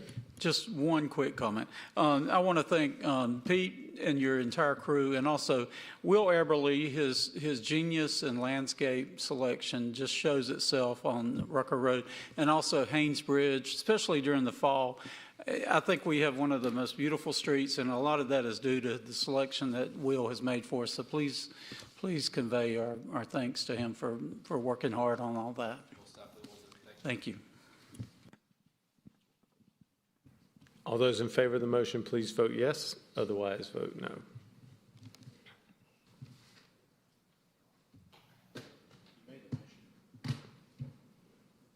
Councilman Binder, you are still confirming. All those in favor, please raise your hand. That was right. okay. I realized I didn't see the fine print on there. That was my neighborhood on there, so I abstained. Okay, thank you for clarifying. I thought that was just a technical error. So the motion does pass unanimously with one abstention. So the next item under new business is traffic signal operations program coordination with GDOT. Yes, before the mayor and council is a new executed agreement with GDOT. They're replacing RTOP with a new program called SIGOPS. And we work with GDOT on our corridors as well as signal timing. And so even though the agreement says no cost, the no cost is associated with State Route 9 and State Route 120. And then some intersections are just one-offs from there. But if we would like to have assistance with North Point Parkway or Windward Parkway, because we don't have the time to do it, we can enter into agreement with them there, and we could work some arrangements out. So that's the reason why this is before you tonight. There could be some future costs with this contractor, with the SIGOPS, but we don't foresee any right now in our planning, but it's a 5-year contract, so. So just to clarify, we're not committing to any additional, and that can be done at any point during the 5 years, or is it a 5-year commitment for any additional? We would come back forward with the PO if we would need additional funds Okay. or anything. Right now, we're asking for no money for this Gotcha. forward. Just wanted to make sure I understood that part. Any other questions from council? Thank you, sir. Since there's still no public, do I have a motion from council? Yes, sir, Mr. Mayor, asking the council to please approve the signal maintenance and data agreements for GDOT and their consultants to work collaboratively with the city of Alpharetta to maintain operations of various traffic signals throughout the city and authorize the mayor to execute all necessary documents. Second. Have a motion by Mayor Pro Tem Mitchell and a second by Councilman Burnett. And that was to approve the SIGOP signal maintenance and data agreements for the Georgia Department of Transportation as outlined by Mayor Pro Tem Mitchell.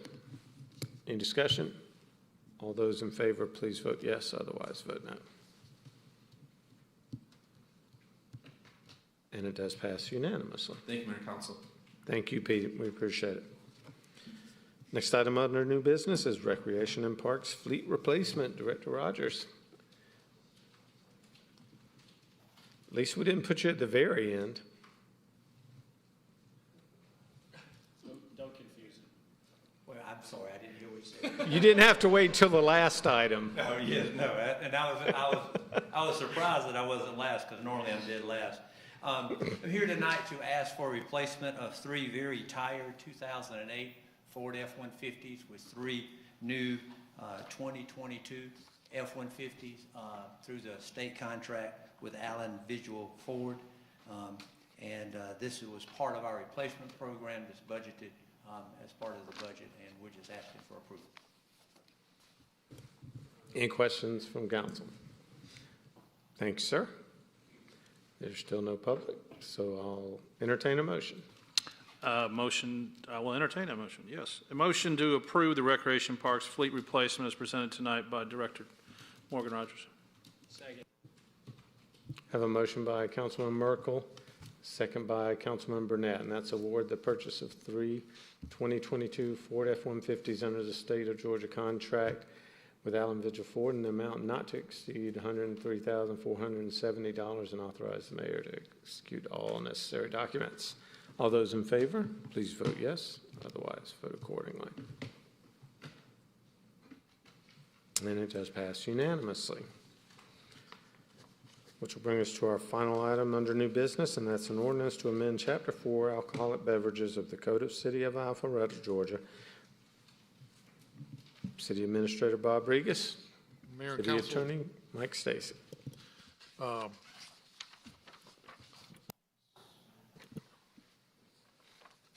Yeah, before you tonight is amending this part of the alcohol ordinance, which allows any person other than persons occupying the position of city administrator, assistant city administrator, any employee of the Alpharetta Department of Public Safety or the Alpharetta Community Development Department, or the spouse or minor child of any of the foregoing, it'll be unlawful for such person to have the financial interest in any such alcohol license or in any establishment license under the provisions of this chapter. We're amending it to allow elected officials and other city staff to hold the license. And Any questions from council? Thanks, sir. There's still no public. I'll call for a motion. it's an ordinance. It's an ordinance. Oh, Yeah, I'm like a bad penny. An ordinance to the mayor and council of the city of Alpharetta, Georgia, to amend Chapter 4, Alcoholic Beverages of the Code of the city of Alpharetta, Georgia, to eliminate any conflict between the city charter and Section 4.9E regarding qualification of those seeking elective office, to provide for an effective date, to repeal conflicting ordinances, and for other purposes. thanks, sir. Still no public. I'll call for a motion. Mr. Mayor, I'd like to make a motion to approve the ordinance to amend Chapter 4 alcohol beverage licenses to the Code of the City of Alpharetta. Second. I have a motion by Councilman Burnett, second by Councilman Hypes, and that was to approve the ordinance to amend Chapter 4 alcoholic beverages of the city, or the Code of the City of Alpharetta, Georgia. All those in favor? This is the first reading, though, so, right, yeah, okay. Yes, well, make sure that was fair, I'm sorry. No, that's fine. Never hurts to remind me. Any discussion? All those in favor, please vote yes. Otherwise, vote no. And it does pass unanimously. Ladies and gentlemen, that will wrap up the new business portion of tonight's meeting. We have no workshop. We have no public. Any reports? Councilman Merkel.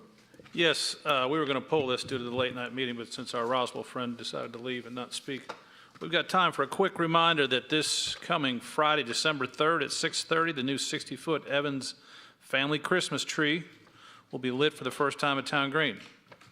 I'd like to thank the council members, Councilman Burnett, and those that were involved, and Donald Mitchell that made this thing happen. So this is a public-private partnership, more public than private, or more private than public, actually, I should say. So that's awesome. So that'll be Friday, December 3rd. Also, downtown Alpharetta will host our annual Season of Celebration on the first 3 Fridays in December, including the 3rd with the Christmas tree lighting at 6:30. We will also have events on the 10th and the 17th, including, but not limited to, snow flurries, selfies with Santa, sing-alongs, fire pits, and s'mores, food drive collections, family holiday photos with highlights and celebrations. More details of this season of celebration will be available on Thursday. Thanks, sir. Any other reports? Well, that'll wrap up the meeting then. Unfortunately, I must ask that we adjourn into executive session. Do I have a motion? Motion to adjourn into executive session. I have a motion by Mayor Pro Tem Mitchell, a second by Councilman Merkel. All those in favor of adjourning into executive session, please vote yes. Otherwise, vote no. And it is unanimous. Thank you, ladies and gentlemen. We'll see you next time.